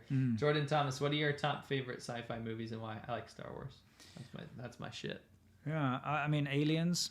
Okay, it's one of mine. Nice. Oh, there's a ton. I'm big into sci-fi. It's probably my favorite genre. Matthew Hawkins, you should watch Kraut's video on the origins of Chinese state versus Indian state. Thank you very much. Okay. EC90, is China-Russia relationship relevant to European gas crisis? Oh yeah, maybe because of the pipeline. Not an expert on that. Mm-hmm. Nicholas Jones, ADV podcast in space. When will I get a Winston and C-Milk broadcasting from the SpaceX? That'd be cool. Elon Musk would probably, if we try to get on SpaceX, he would probably hand us over to the Chinese government. Yeah, he would. Elon Musk He'd would be like, we got him, guys. Yeah. Thank you. 谢谢. 谢谢共产党. 谢谢你. 非常感谢你. Yeah, it's a disappointment as a fellow South African to see that Elon Musk's going down that route. Alan, I'm sorry, I called you Elon. Alan is at. Here's my contribution to Winston's new furry costume. Stop. I'm glad we're on this route. Pete Tran. Do you know that South Africa got rid of nukes because they're afraid of what the future government would do after apartheid? Thoughts? Yes, it's true. Oh. Yeah, we had nuclear weapons in South Africa and they... Oh, did you? Yeah. Oh, weird. Yeah, I mean, I think in the African continent, it's probably the only country that had nuclear power. Huh. So, we had nuclear weapons and it was kind of scuttled before the new takeover by the ANC. Oh, okay. Probably a good thing. I wouldn't want to see Jacob Zuma having access to a nuclear weapon, Doesn't he shower AIDS away? Yes, he does. You know what I mean? Or Julius Malema or whatever. Screw that. It's probably a really good move, to be honest. Probably South Africa shouldn't have had nuclear weapons. Why not? Why not? I mean, yeah. I don't think the previous government was very... I mean, they're not great. Yeah, they probably shouldn't have had access to nuclear weapons either. But I mean, yeah, it's like, meh. During 1804, it all makes sense now. She banned Winnie the Pooh because he didn't want anyone taking his persona. Yeah. Is Winnie the Pooh a persona? I mean, maybe. One Love, thank you so much for Cotton. I needed that. Give her another. Yeah, okay, here we go. Let's give you another. There you go. Nova Star, I feel for the Chinese coming from the country with the most expensive real estate in the EU, and our salaries aren't the best. Mm-hmm. David Durst, is organ harvesting still a real thing in China? Absolutely. Click all night. Seems to me South Africa would be a dangerous place to be a furry. Might end up in someone's stew. We support you guys, whatever your furry status. They would absolutely eat a furry. Yeah, maybe, yeah. I mean, if you went into a township. Like rural Guangdong. Oh, in China, yeah. Come on. No, for sure. Oh, she was. Oh, I'm sorry. In South Africa, yeah. I thought you were talking about China. I'm sorry. Yeah. Laowhy86, what backdoor chop shop did you take your car to that they can't fix the problem they created? You don't want to know. You'll find out when it's done. You know, remember, it depends on how it turns out whether or not I'm going to blast them or not. Because if they do a good job at the end of the day, I'll kind of forgive all their bullshit. But if they don't do a great job, then it'll all come out. They've had your car for over a year. Over a year now. Over a year. Amanda Schwartz sending my first super chat. Here's $5 for some Thank beer. you. Keep up the hard work. I'll have a silver bullet after work. InterSim says the football soccer team I support, Inter Milan, who are owned by Suning and the Zhang family. Do you guys know much about Suning? Yes, we do. Yeah. And their the connection to the CCP? Absolutely connected. Of course Any they are. main corporation is. Keep up the great work. Hugely connected. Absolutely. Suning is like this massive. Conglomerate. It's kind of like Best Buy. Yeah. It's like Best Buy.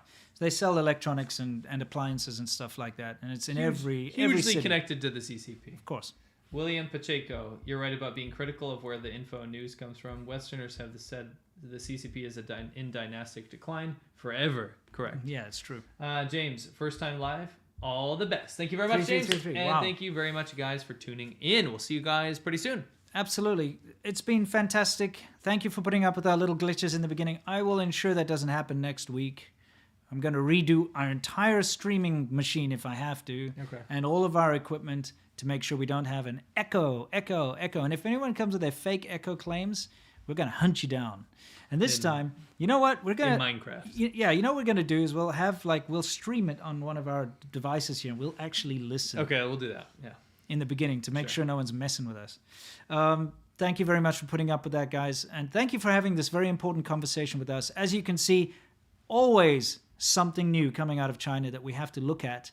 And the only way you can really understand what's going on in China is if you have lived there and know the language and are able to see through the BS facade that the Chinese government puts out there, because they're so good at it. That's what they do.